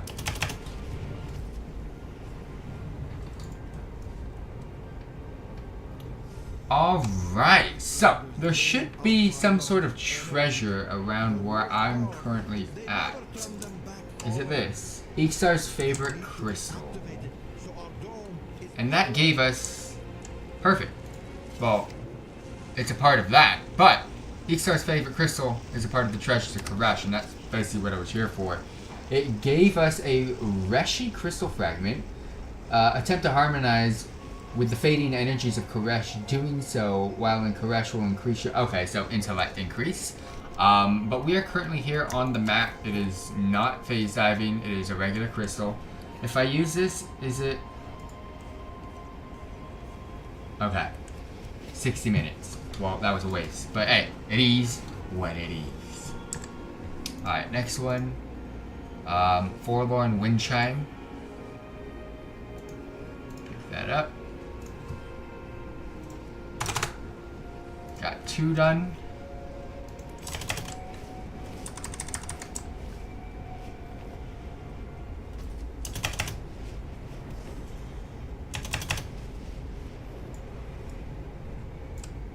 You can already see it. Alright, so we are here about to get some treasure. I see it on my map. I see it in this tree. It is the Forlorn Wind Chime. Pick that up. Forlorn Wind Chime completed.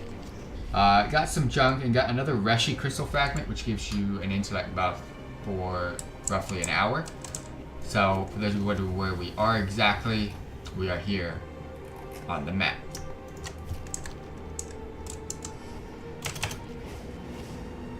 Trying to not pull.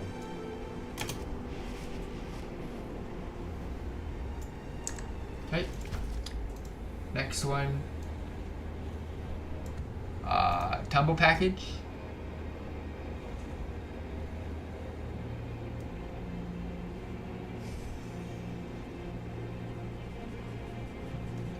what do you call it? Tumbled package. Fly across the chasm to reach the floating rock. What? Tumbled package.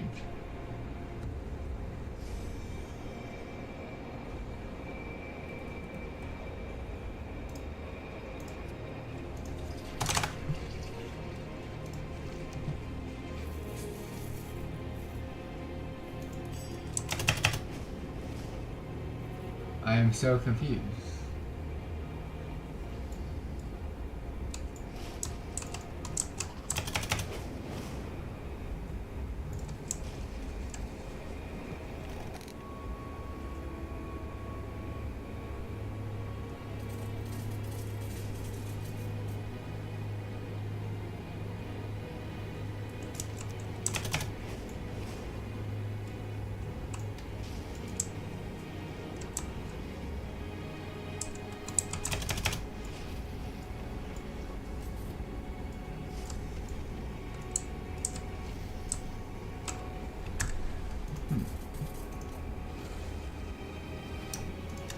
Where the fuck is this?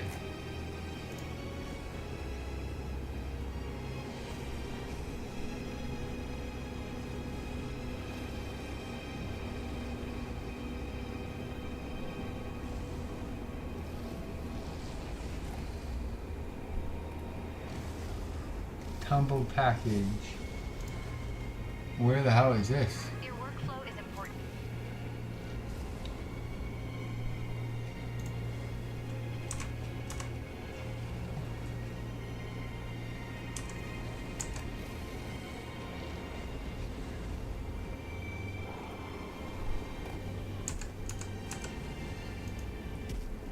On that. Interesting. It's not even over here. It's over here somewhere. Alright, so flying back to Tazavesh, there should be a treasure here. I can see it on my mini. There it is. This is tumbled package, exactly the one I was looking for. Got that completed. Got some junk, but we got some crafting materials, and this is on the island just north of Tazavesh. Shattered crystals.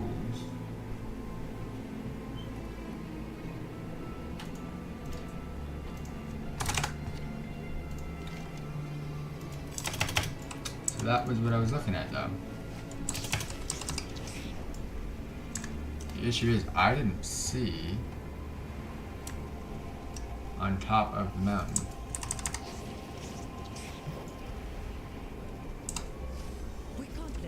I can't tell if I'm blind or what, but I'm pulling everything here. I can't tell if I'm blind or what. I cannot see this treasure to save the life of me, so I'm gonna kill everything and see if it was underneath them. I have no clue. But I'm looking for some shattered crystals here. Get these. No. Get this. No, I see shattered crystals. But I don't see it's in here, isn't it? Get out. Hold up. I'm gonna take that off. I'm gonna zoom in. It's saying Rachel's. What the fuck? You guys are on it now, I bet you.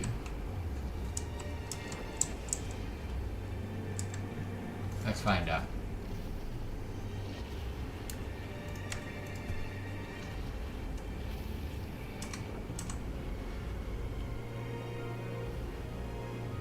Oh my god. South. It's not even the correct freaking pin, you donkeys! Stop doing this to me. I've gotten wrong pins twice.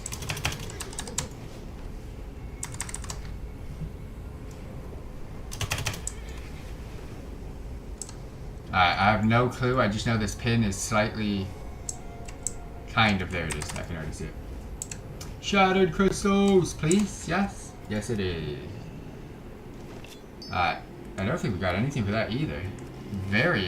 Oh, we got another fragment.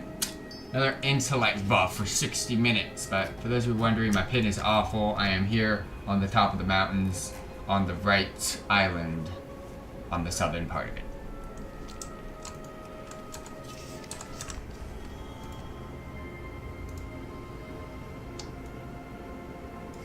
Cruddy stitched sack.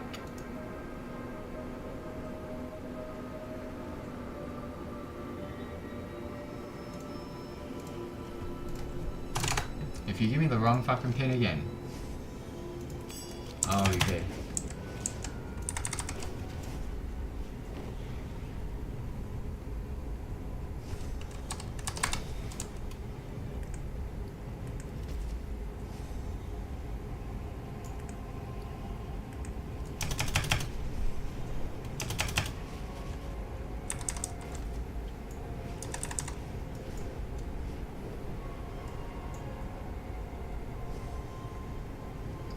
It's gonna be here, and I see something purple.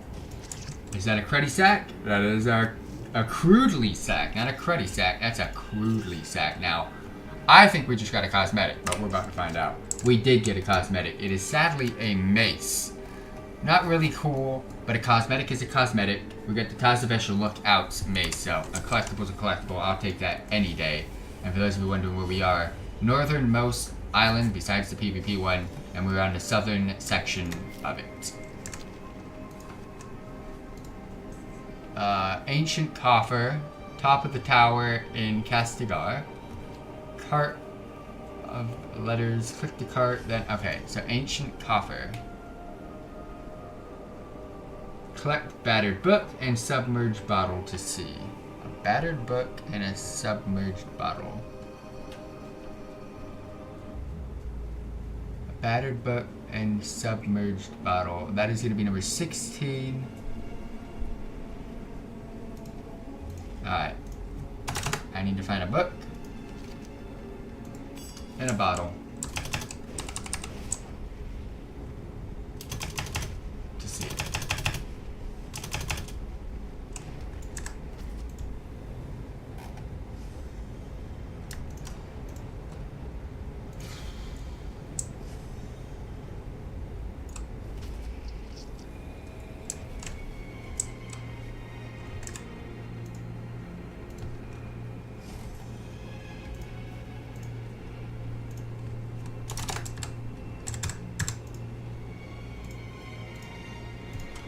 Alright, this next one requires finding a couple of items. I am here on the map to start. I found a book next to this like mana forge here.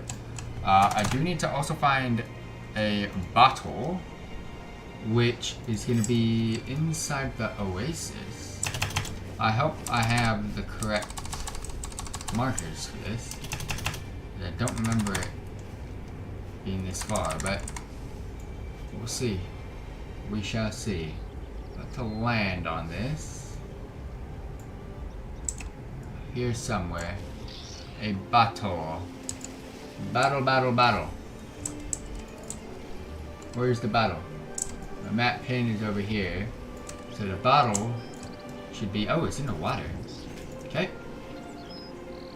Ah, it's called a submerged bottle. Well, if I knew it was a submerged bottle, I would have been fine.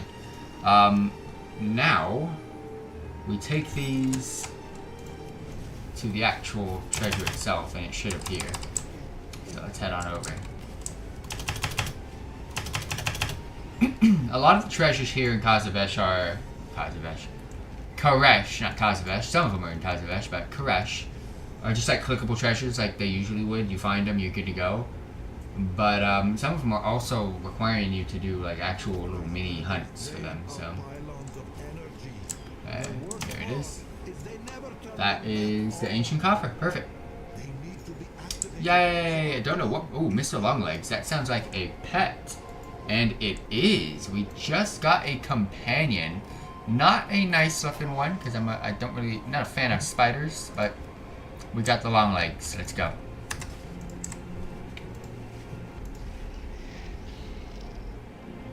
Mailroom distribution does not sound good.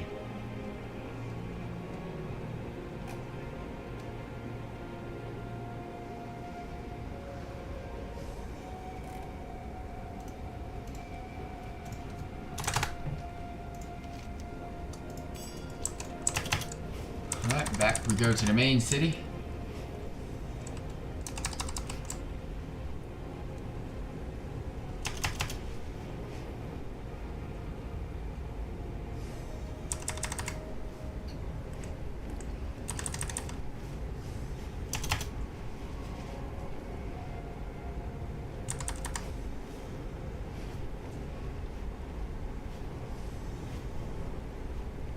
We're getting through these at a decent pace, which is nice. I'm just afraid of the freaking phase ones.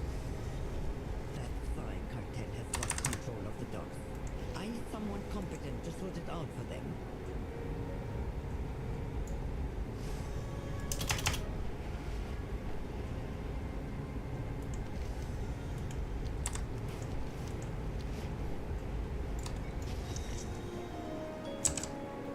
Okay. And a door. Okay, so what do I gotta do with this?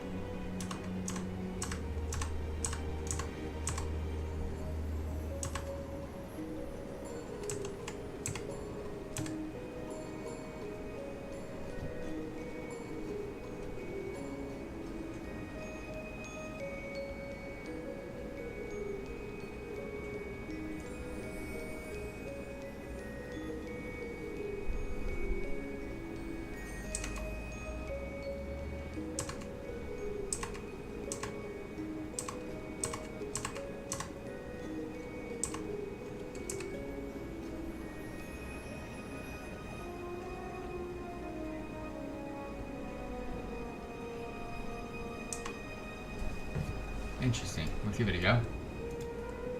Alright, this next one is Mail Overflow. Gives you a buff. Mail Overflow. And I believe you just gotta step on these circles and you get an... Okay. And there's gonna be 4. Oh, we're sending off the mail. We're helping out. Alright. Cool. I'll let you guys know where we're at in just a second, but there's 4 of these circles for you to send mail off into the chutes. And once you have done that, yep, there it is. It appears. Let's see if we get anything cool, because this feels like a cool little treasure secret. Let's go. What did we get? We got Postmaster's Express Hearthstone. Oh my gosh, we just got a Hearthstone. Oh, this is goated. I love Hearthstone. It's gonna give us that effect though, isn't it? Yeah. Little mailbox, little mail flying around. That's actually kind of cool though. For a treasure to give us a Hearthstone that does that, that is sick. And for those of you wondering where we are, well, that mail overflow on the right is now gone. But we are here in Tazavesh.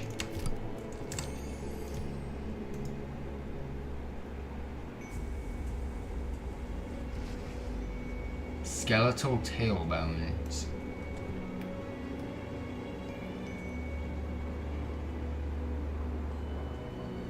$19.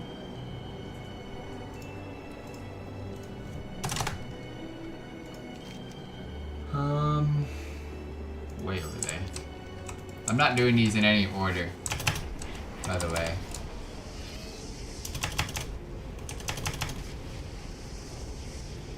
Like, I see a lot of stuff by me, so I can't wait for them to not appear on my map ever again.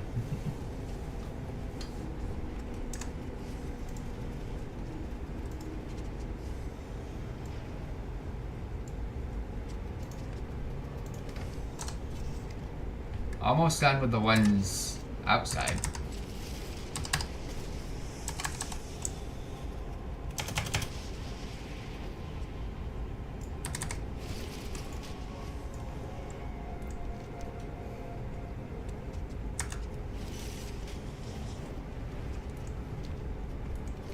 Alright, well, this one definitely, I'm assuming, requires flying of some sort. Is it still below me? It's gonna be... Oh, is that it? Oh. It doesn't require flying. That was actually pretty simple. What did we just get from that though? Oh, a companion pet for that. Oh, goated. Are you kidding me? No, I'm summoning him already. Bro, that is goated. We just got... I'm a warlock. I love my demons. Demons on deck. And for those of you wondering where we are, just next to the oasis up here. Very easy treasure. Just clickable and out. Sandworn coffer, low ground.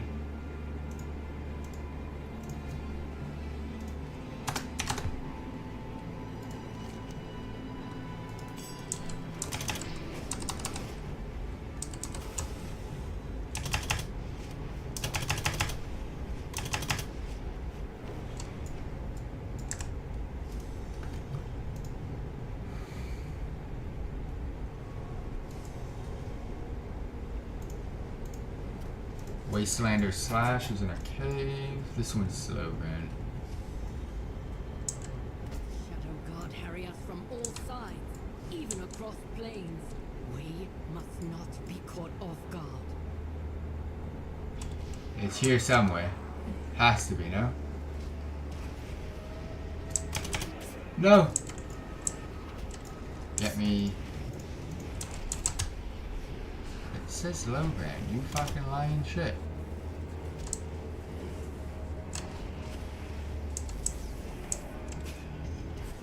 Oh, it's high ground, you fuck.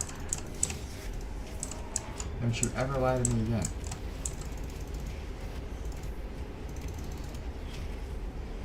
Well, this guide that I'm looking at is such a liar.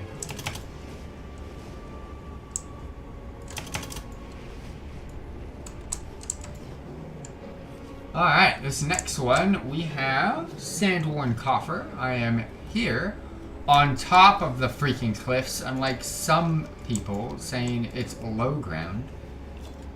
But we got a cosmetic, so cool. And it's also a staff, so your boy can cop and use that. Very, very cool. This one's in a cave. Watch it not be in the cave.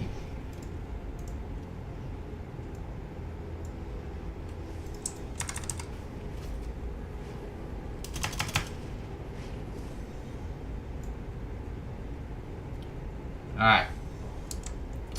Cave. Cave. Cave. I found a cave. I found a cave. I'm in the cave. I killed a person in the cave. There should be some treasure in here. That's why I'm in here. There it is. It is the Wastelander's stash. I copped the stash. Gave me some currency and some junk. And, yeah, we are here on the map inside a cave. Alright. Shaw's base.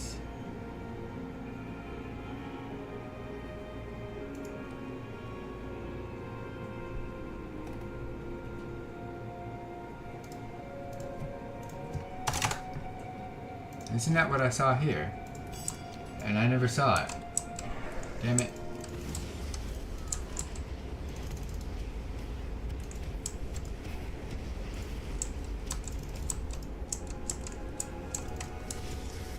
I'm gonna have to kill all of this, and I don't even want to loot it, so I can mount. Oh, look at the mount I got.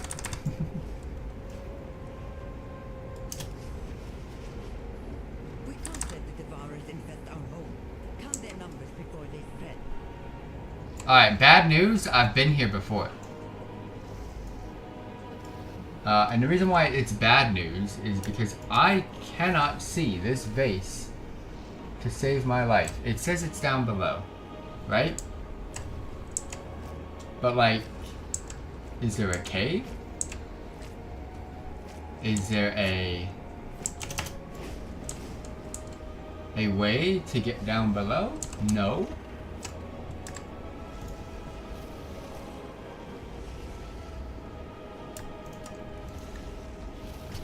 Oh my gosh, there is a cave, but I don't know how to get into it.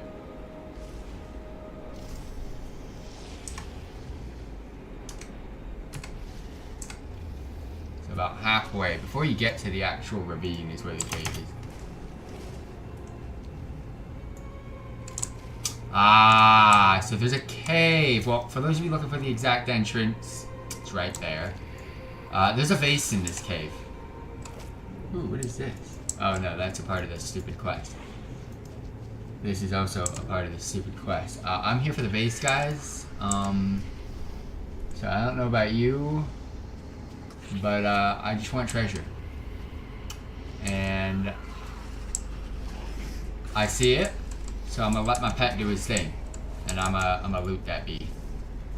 And now that I've looted the bee, I'm gonna bounce. Because we got absolutely nothing for that except for achievement credit. And I do not want to be here.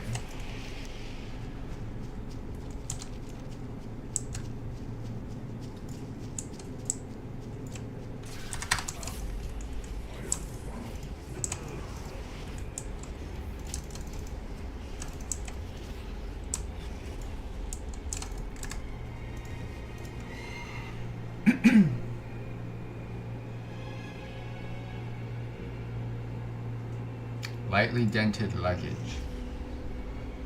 Number 8.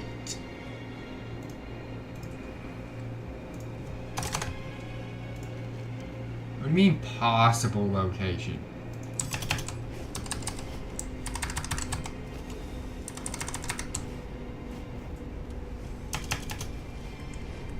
There's like 2 more, by the way, and then the rest are in the phase.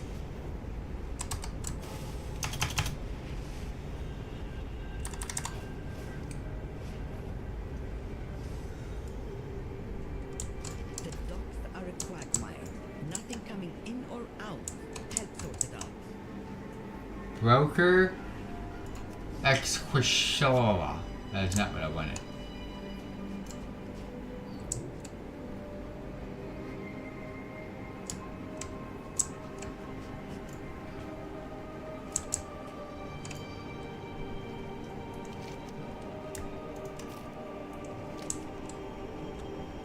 Well, there's no lightly dented luggage here.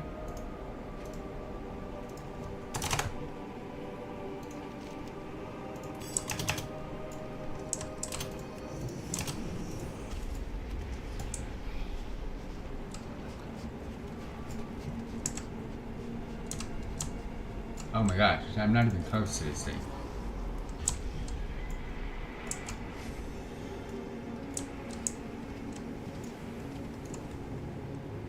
There's no luggage here.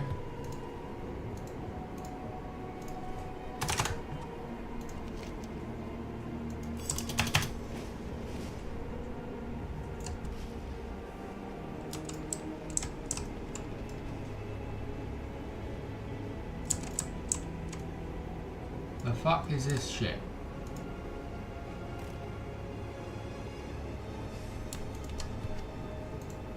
It's a random spot in Who's This Rest, but nah.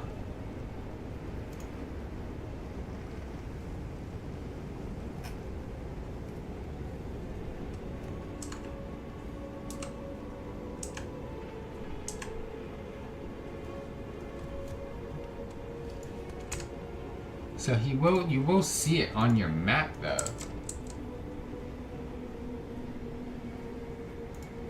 Oh, I'm already mounted, what am I doing?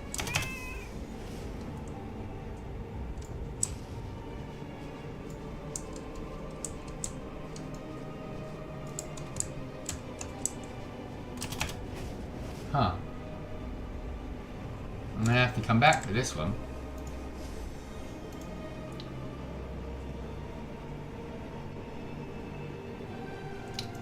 Lockbox. There's possible spawn locations for this one too.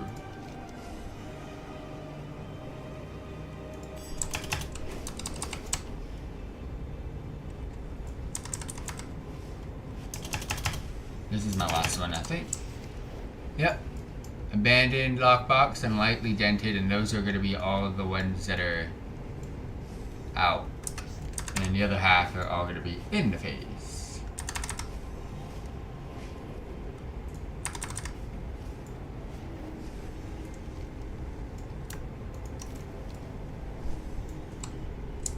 Alright, but that is definitely not one.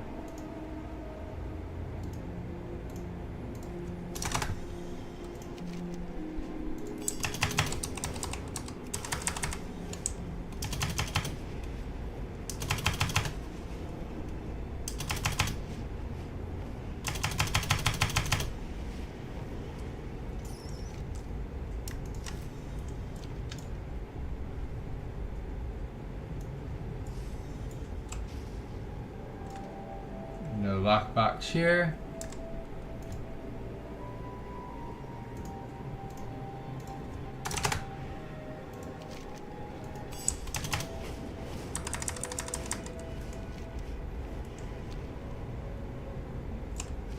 There's a rare spawn, but no lockbox.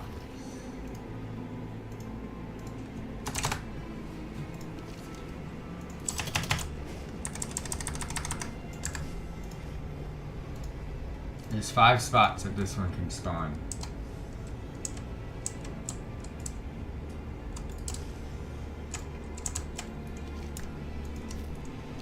Nothing here.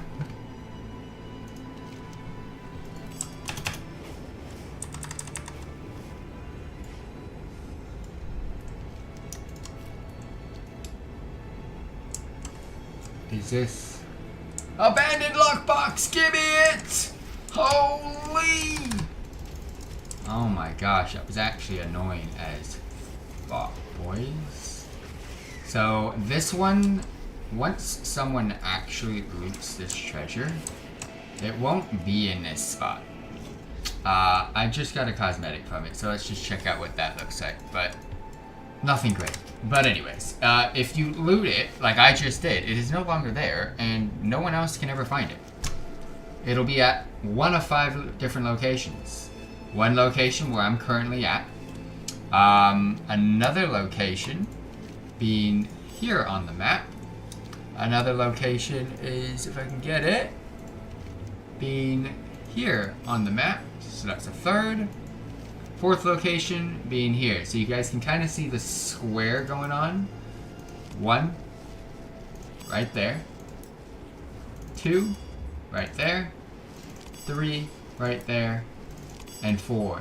And then, oddly enough, that's the 5th location, which we've actually found a treasure there before, but some people are saying that they found it there. So if you want to check there, you can, but I, for some reason, don't buy that one. But these 4 spots I checked, and it looks like they could spawn there. It looks like it has like a little perfect spot for it to spawn, but just so happened to find it at the last one, and that is another treasure completed.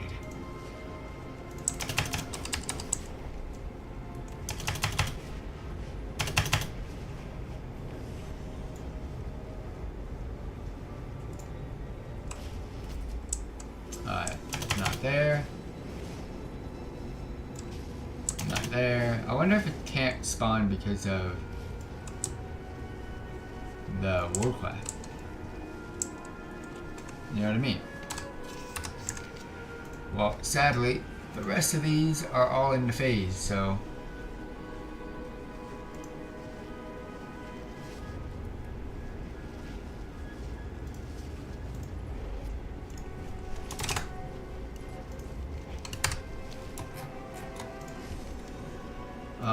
it's gonna be over there. Can I use this to just teleport me back? Parasites infest the dunes. That spy cartel has lost control of the docks. I need someone competent to sort it out for them. Alright.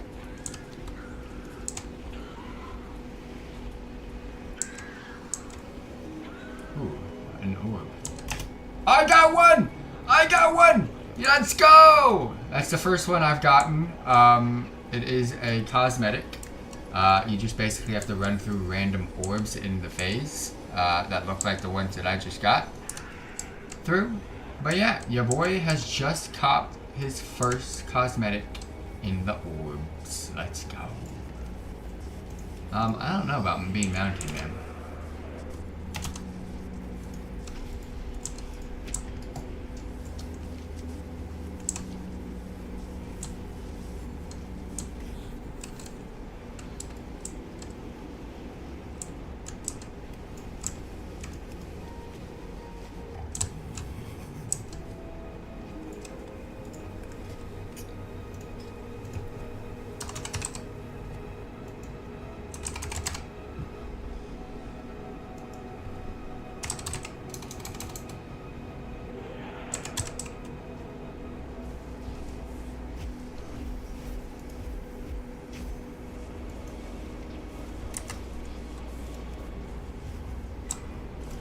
keep me in this phase, please. Fuck.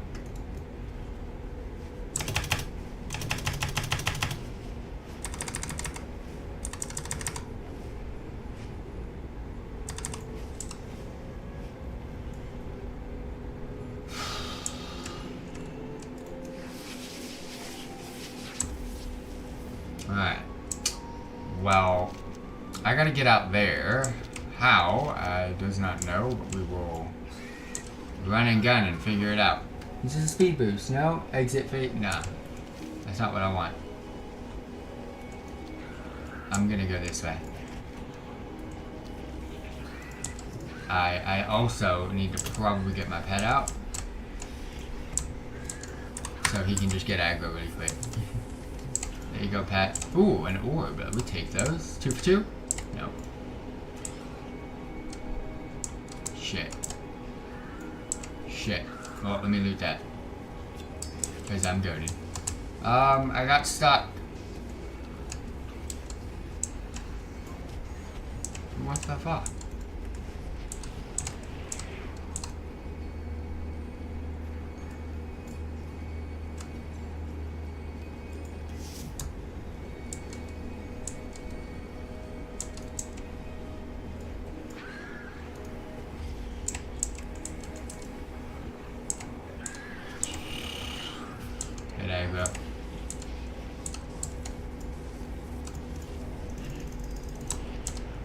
Alright, can I get out this way? What the fuck? Am I stuck again? Oh, this place is bullshit.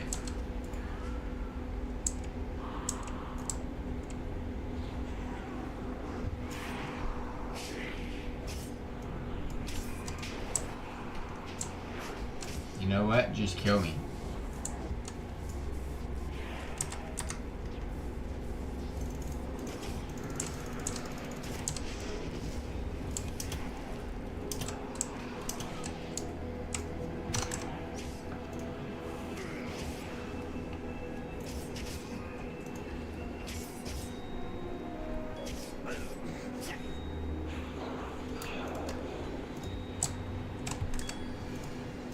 Alright, Spear of Fallen Memories. I can't figure out for the life of me how to get here.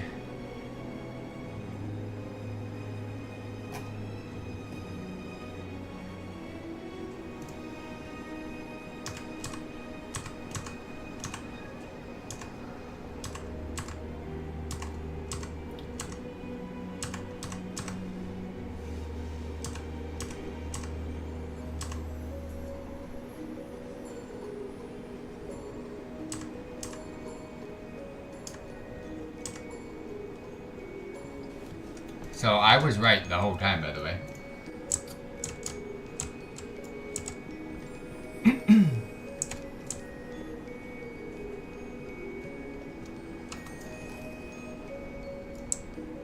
Alright, for this next treasure, got a phase dive for this one.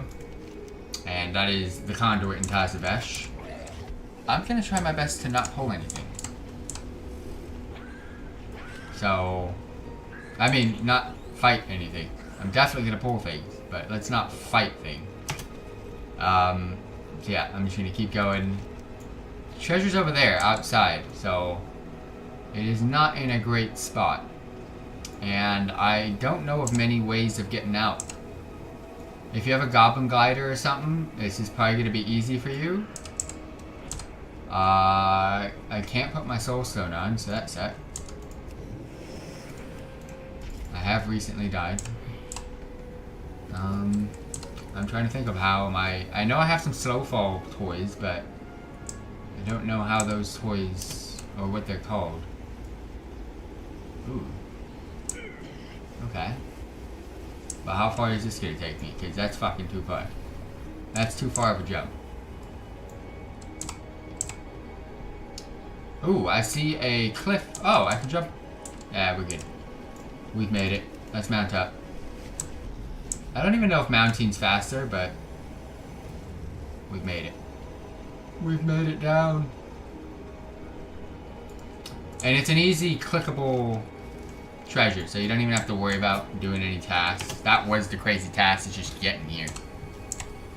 I can already see it. That is one bright treasure.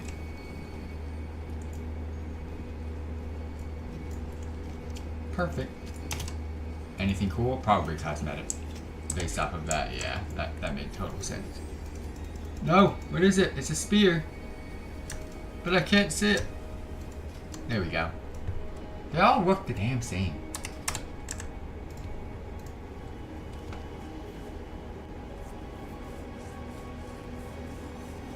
Tower of the Golden...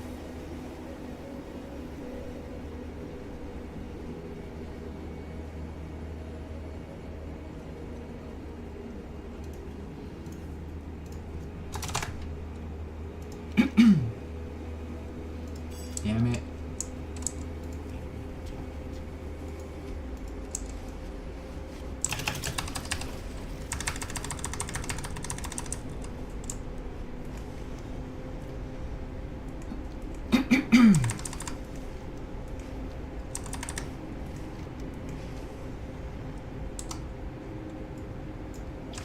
Alright, another phase diving treasure. Just north of where I'm currently at. I've got to find some sort of a wagon.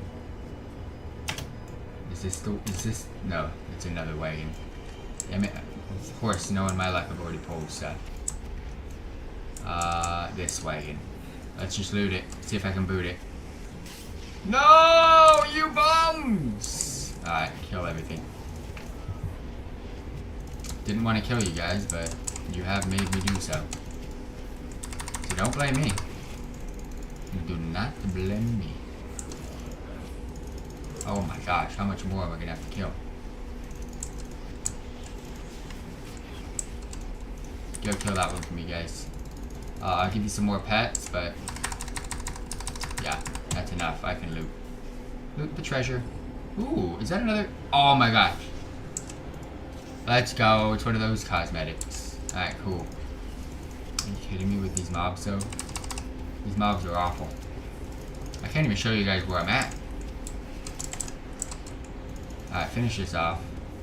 That is where I'm at. I used that phase conduit to get here. Pain, bro. Pain. And then... this... Oh! Oh, that's the best cosmetic we've got so far besides the offhand. Let's go.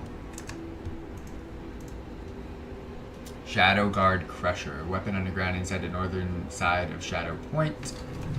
Torment building.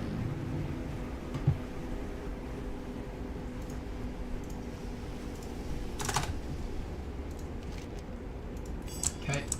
So back we go.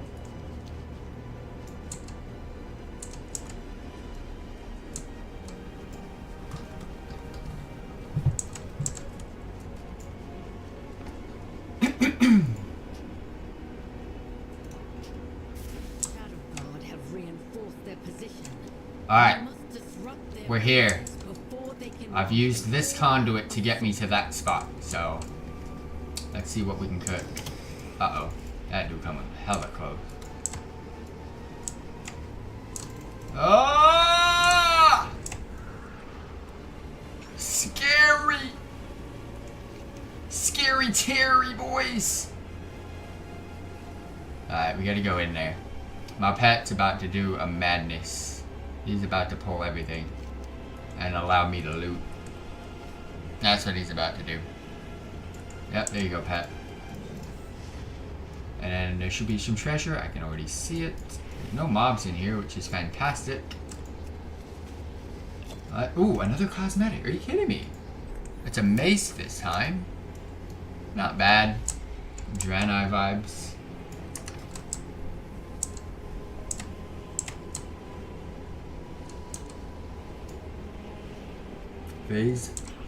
Phase loss. Something. Phase loss X quick. I'm gonna call it a phase loss extra queer.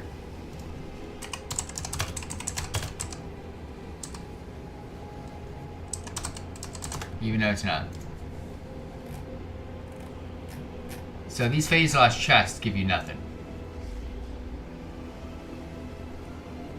So they're for the weekly quest, and that's it.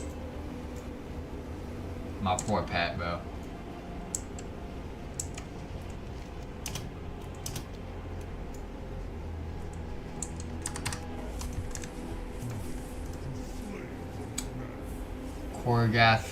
Korgoth's talon, leaning on a ditch, need to...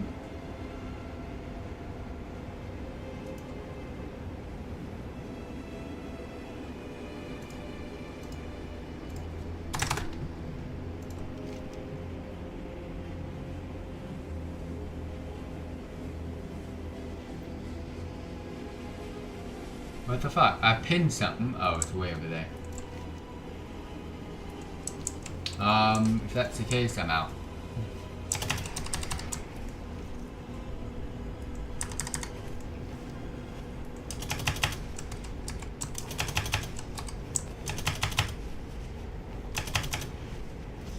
God harry us from all sides, even across plains.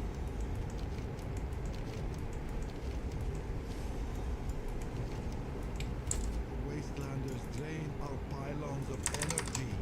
Is that really the closest phase conduit? Turn them back on. They need to be activated. So our This is so annoying how this is the closest phase conduit to this treasure. Are you kidding me? We can't let the devourers infest our home. Count their numbers before they spread. Alright, let's go with some speed, boys.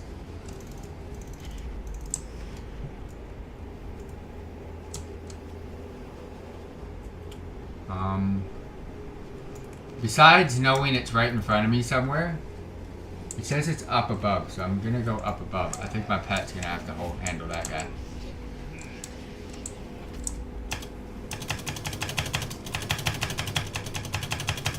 So this is not the vibe thing. Alright, I got you. I thought it was gonna require some jumping, but it doesn't. So it's probably this way. If I can run. Oh, it's down there. Made it feel like it's super high, broski.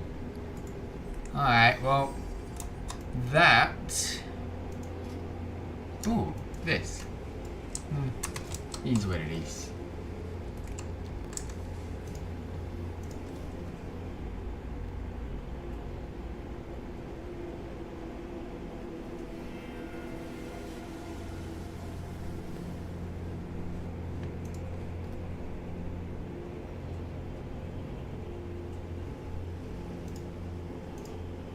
Is this all the way back at the freaking post again? Yep.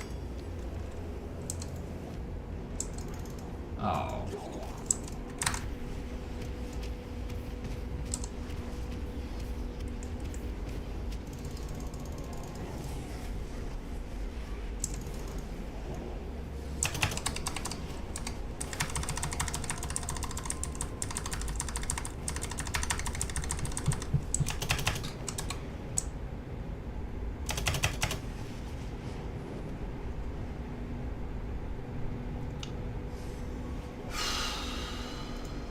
I got so many more to do, it's crazy. I'm getting them done tonight. That's it. I put my mind to it, we're getting it done. Rares, I know I won't be able to do it all in one night because they might not even be up. Alright, we're back at Tazavesh and we're back at the phase conduit. Because there should be, if I'm not mistaken, inside here, a weapon. Yes, we're back at the post office, and this time for a weapon. Another, bro, there's so many cosmetics, it's crazy.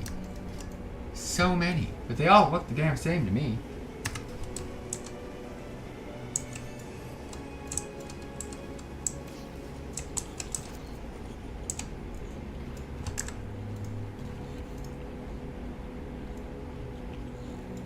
Bladed rifle of that.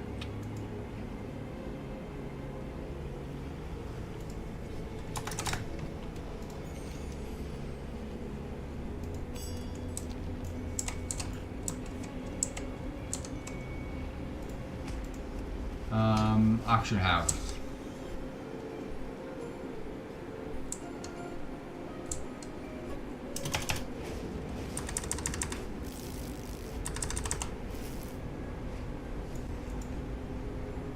I don't think there's one here, so I'm going back.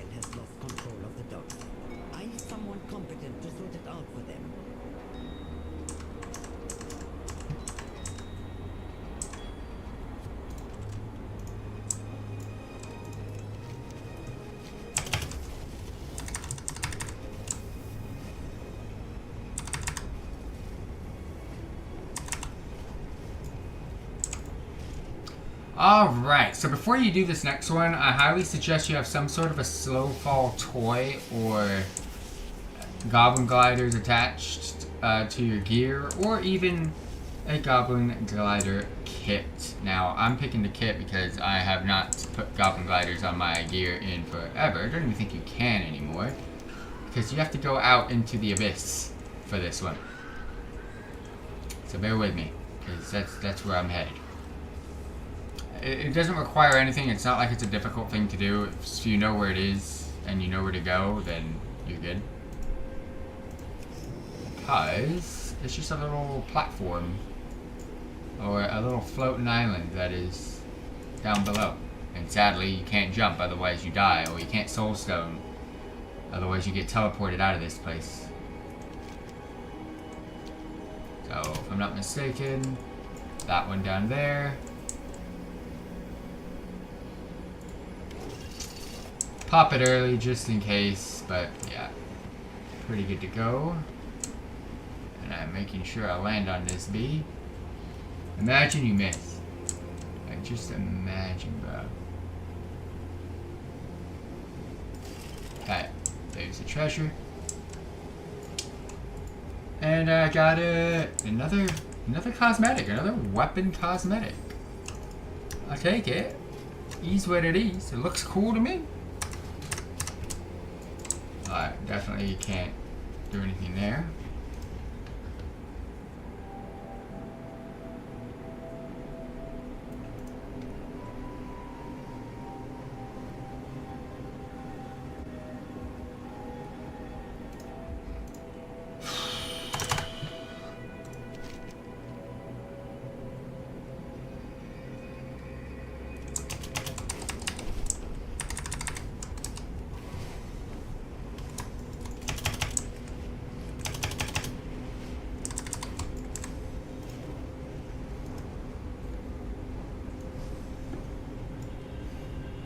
I might as well check this place before we go.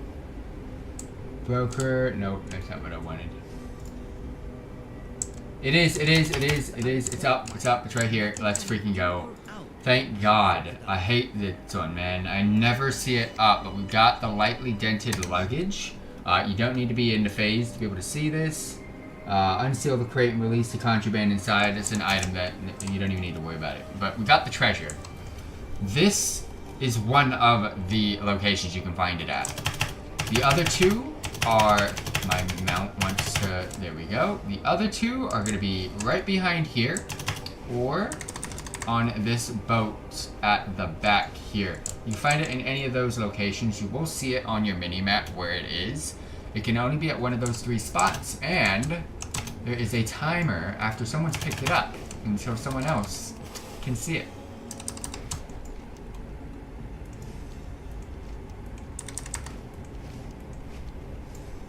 Alright, we're gonna go ahead and phase from here. Please tell me there's one closer. Infest the dunes. I think that's close enough. Yeah, perfect. Alright. Don't know where this is. Probably up there. I'm gonna go up top because you know it's drop. Oh, I think I've seen this one before. Yep, I've seen this one before. It's on the weapon rack. The weapon rack. There we go. Weapon rack.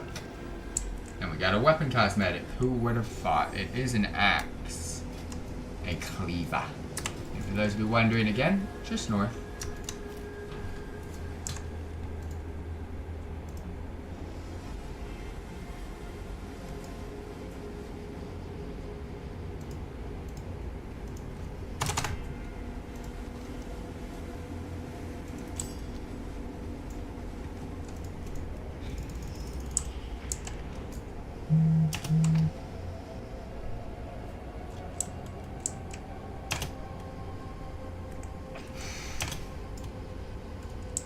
We have another treasure here that looks like close to me. It is... I've noticed they put all the treasures close to where these conduits or phase portal conduits are. That's something I've definitely noticed. It's gonna be underneath. Ooh, we got an orb here. We can get to back to back. Oh, I did! We got a back to back! Alright, well now I gotta take care of these guys. So I found an orb while finding a treasure. Got a back to back. Little cosmetic vibes here. Absolutely love it. Anywhere in this phase you can find these stupid... Oh, hurry up, hurry up. Just loot this. I don't even give a shit. Alright, first of all, that, bang. Little axe vibes. Boom.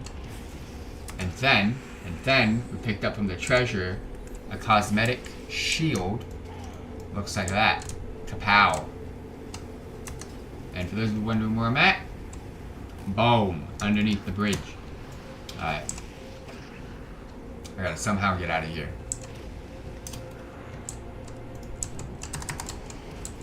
Fucking hold everything nice. What if I just do this? Fuck you guys.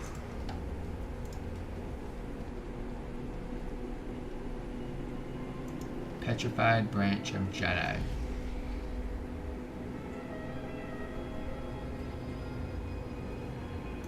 I need 2 more goblin gliders.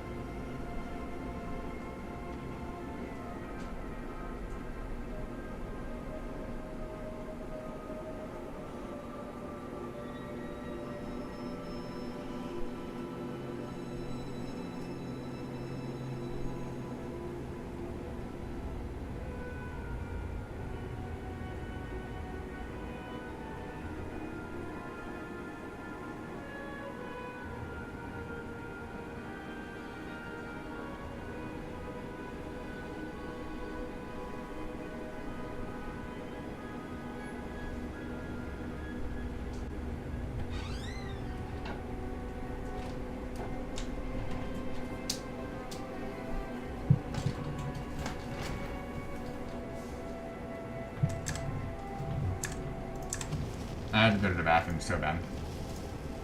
Alright, but we're back. So, Petrified Branch of Shanas.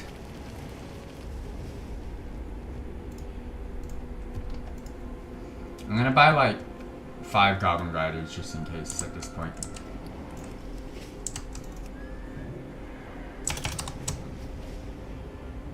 I could look ahead, but I can't be bothered.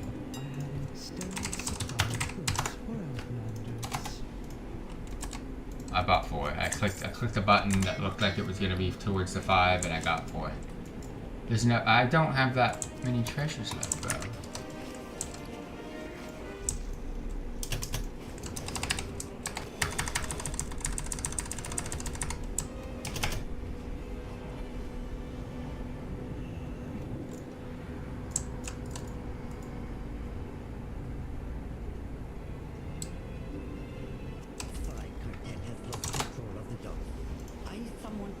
To sort it out for them.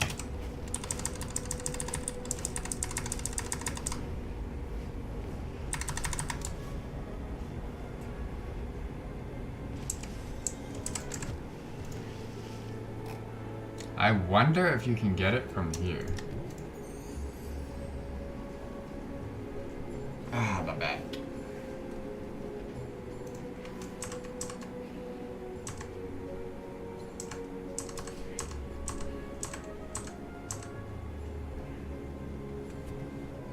Okay. Well, let's phase dive from here. It doesn't matter where you phase dive from, but we need to get close, so that looks like to be the closest. And we also need a Goblin Glider kit, or a slow fall toy, or some sort of ability to slow our fall. Goblin Glider kits from the auction house are the cheapest and the easiest way to do it. Otherwise, putting a kit as an engineer could also be a way to do it. Oh, come on. Why do you stop there, bro?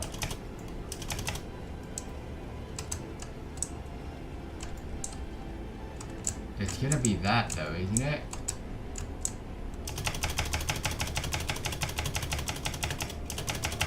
I need the... Alright, give me... Oh!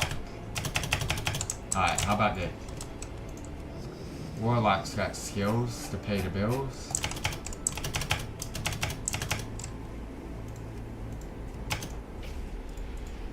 Hold that. That's how I do it. You know what? I probably have enough height to get there. Ooh. Ooh, talk about height. I need to get over there. Oh, yes, boys. Oh, shit. Alright, you don't fall again. Yes. Okay, let's just dismount. Nice. Bro, I'm so good at this game. I bet you there was an easier way to get... Forget where my pin is. Enter that way instead of this way, like I did. But yeah, we're good to go. Goblin Glider to that island over there. I should be fine. It's here somewhere. I hate the... What is that, bro? Oh, I already see it. Can I dip? Actually, I don't want to dip, because I might die. But we made it! For the boys! Another cosmetic. They look all the damn same, man. Just different colors.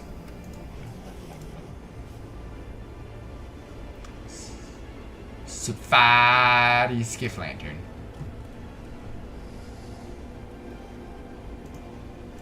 There's another one, I think.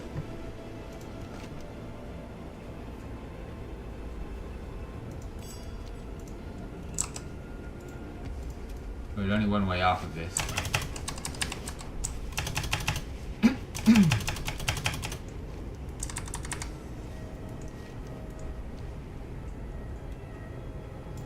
Well, phase diving again, because we have treasure in the phase. I'm gonna go this way.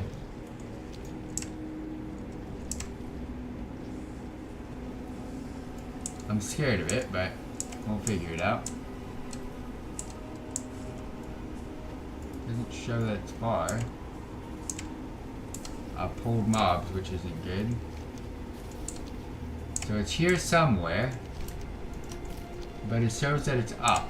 So...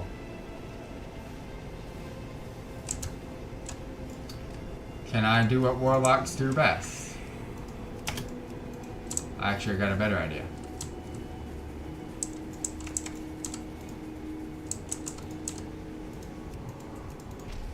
No, I didn't click there. It's up top.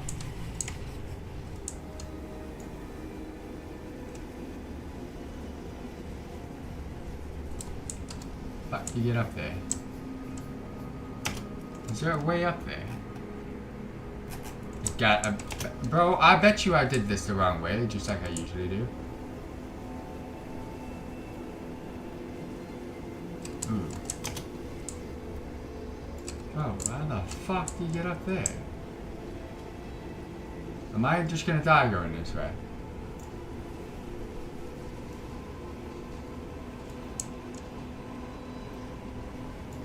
Bro, I am losing my mind.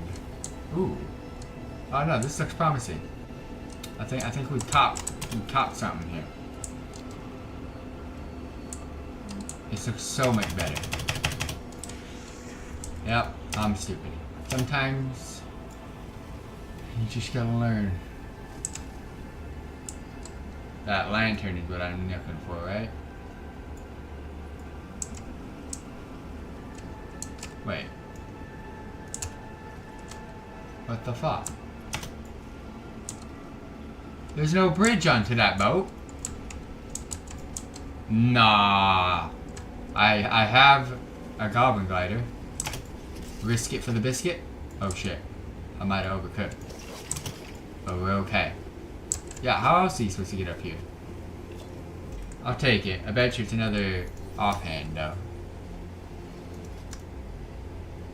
Not as cool as the other one, but we'll take it.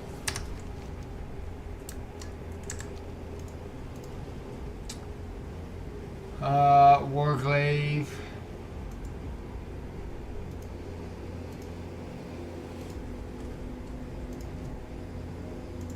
I don't know how many I have left, but this list doesn't show many left.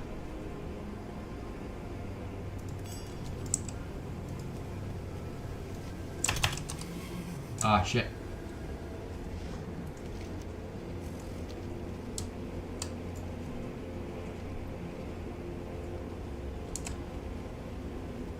What am I doing?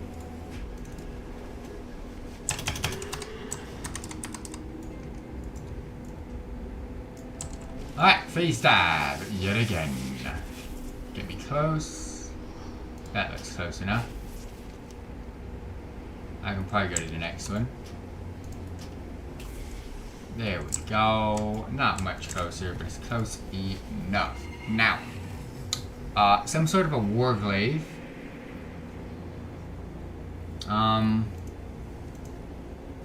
Yeah, let's try to find this warglaive. I've got the cave entrance pinned.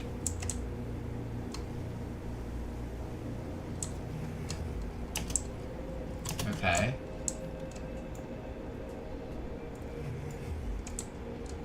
And then let's pin the actual treasure. Oh, it's deep. It's hella deep, boys. Alright, I don't need the pin anymore, because I see it on my map. Oh, it's up top. Oh, we Gucci.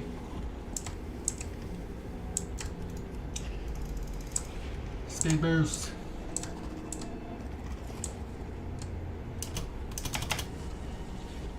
Found it. I think. Yeah. Oh, this is where we did the quest line for the, whatchamacallit. There was a quest line here in this cave for the new spec of Demon Hunters. Like, kind of like an intro on how it makes sense. But we're in this cave, but again, phase dove over here.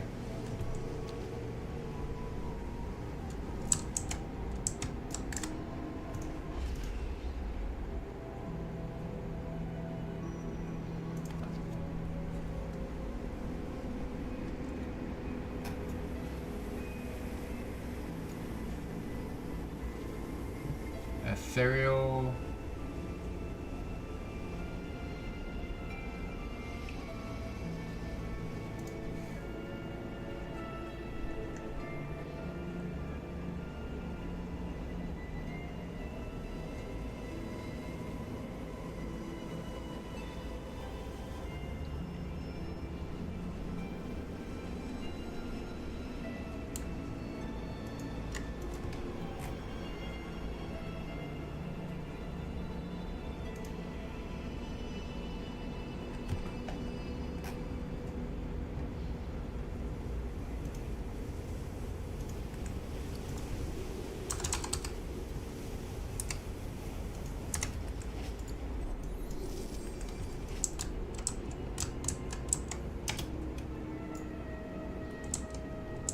So I have 2 treasures left, by the way, I've just realized.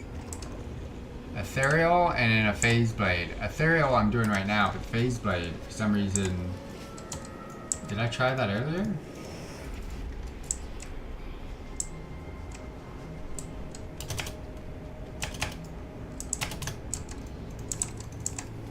Okay.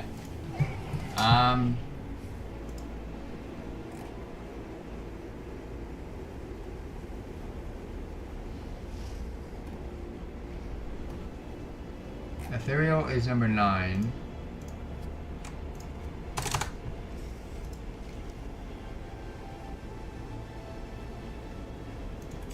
Okay.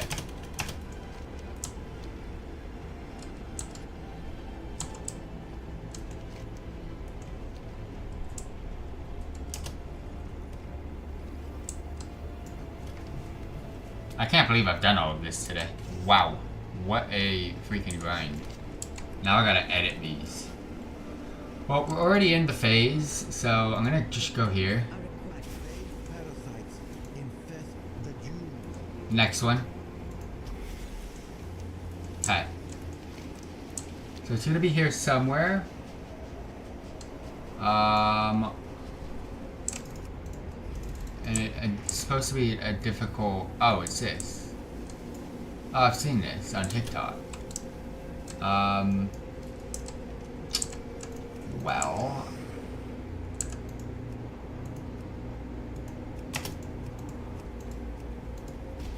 Alright, that doesn't work. Well, let's go. Let's give it a go. I'm gonna try this without watching it. I've just seen the starts and shit. Let's actually kill these guys. I think this might be the go. Let them do the work. Wait. That's definitely not gonna work. So... Oh, it does require these. Okay. Come on. Fucking hell. This is gonna be a pain in the ass.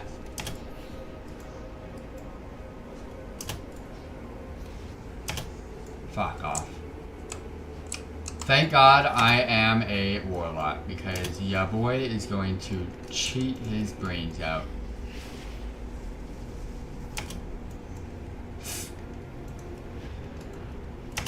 Fuck off, bro. I can't even do the first two. Bro! This is skis. Am I gonna kill myself?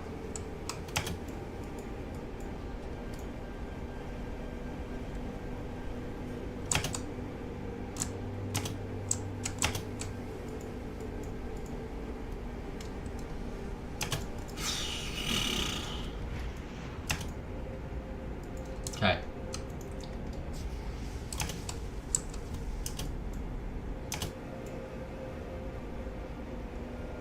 I mean, you would think, like, what the fuck's the point of that?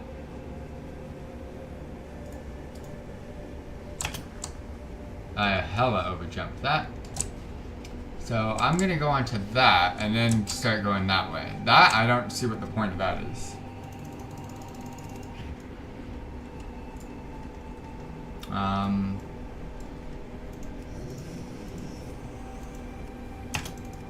Still can't. Ooh, that was buggy. Ah! Ooh, I have an idea.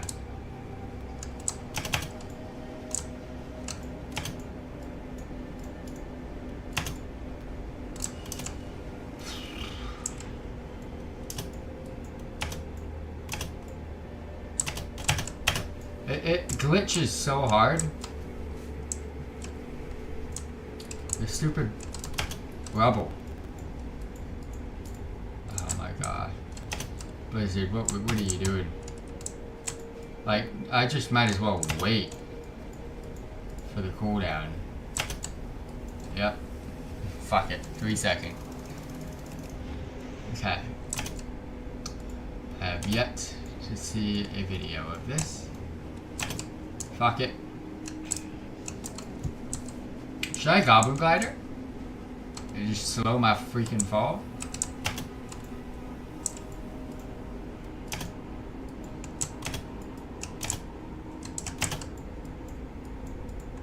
When do I watch a video? That's the question we've got here.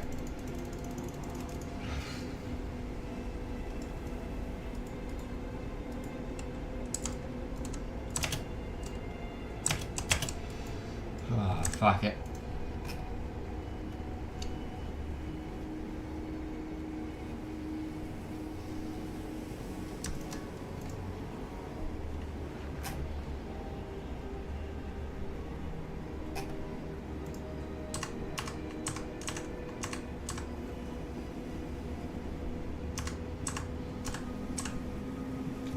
I'm doing it right, that's the issue.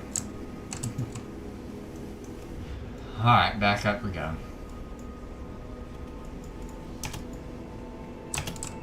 Oh, bro, how do you not go that far? Okay. Here we go.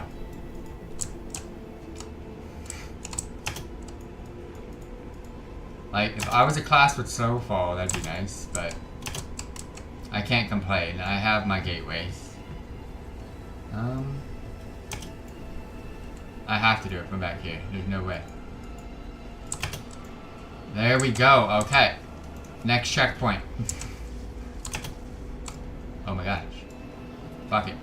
I got a new checkpoint. I ain't skipping. Come on. Oh shit. We waiting? Oh no, I don't have to wait. Don't be afraid to jump. There we go. Don't be afraid to jump. Another checkpoint. Warlocks. Goated. Oh shit, wow. That was a big boy jump. Well, let's try it again. We got 17 seconds to kill.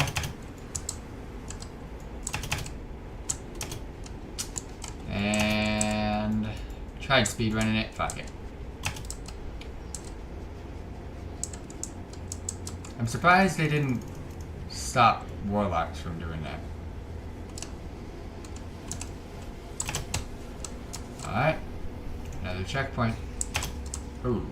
Overshot that one too. Love to see it. Can I see any orbs to collect while I'm wasting my time here? No.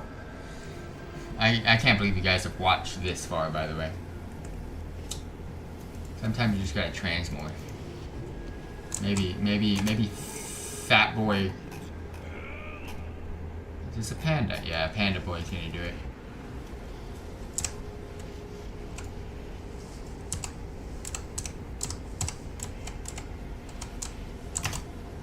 Yes, new checkpoint. So you tell me I gotta get up on that. Oh! I'm just gonna throw it here, even though I'm not even on it. Look at the belt. I told you.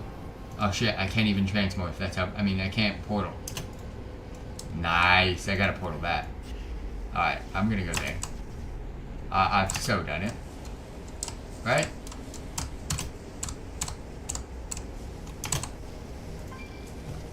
Goated. Goated! Ooh, I got an achievement for it too. Jump, jump, and away.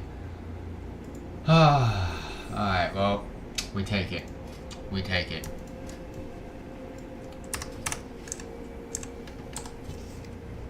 Alright, last one. It is Phase Blade.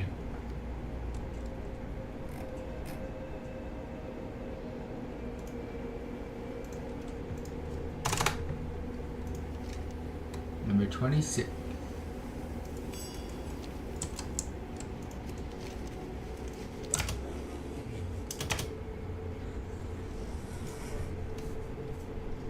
I don't think we can use this in combat.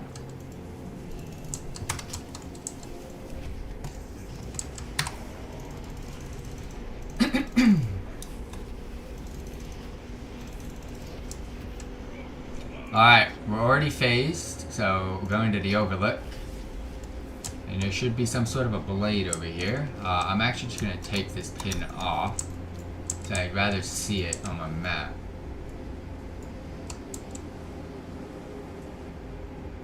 Is that it? I have a Goblin Glider. I don't think I need it, but yeah, I see it. And for luck, because we've already done this once before. Yes, I knew it! We got another back-to-back. Another cosmetic from a orb. Oh, that is actually so good. But that's not what we're here for. We're here for this, which is my final treasure. let's freaking go. We got the phase blade. We take the phase blade, man. We take that phase blade. Look at it. Easy peasy. Lemon squeeze. And that gave us Treasures of Koresh. Every treasure is now done. And we've got swords. We've got swords. We've got swords in different... No, I'm not gonna go. We're done. That is next. But man, oh man.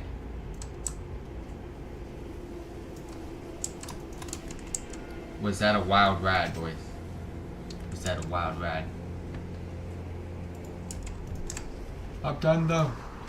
Why?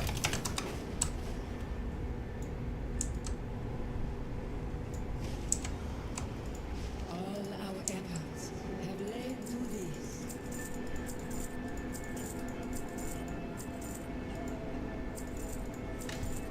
The brokers have been quite busy, I see. I've not seen other. Alright, portal me. Portal me home. Satisfied Cartel has lost control of the docks. I need someone competent to sort it out for them. That's all I've got left is rare spawns now. Love to see it.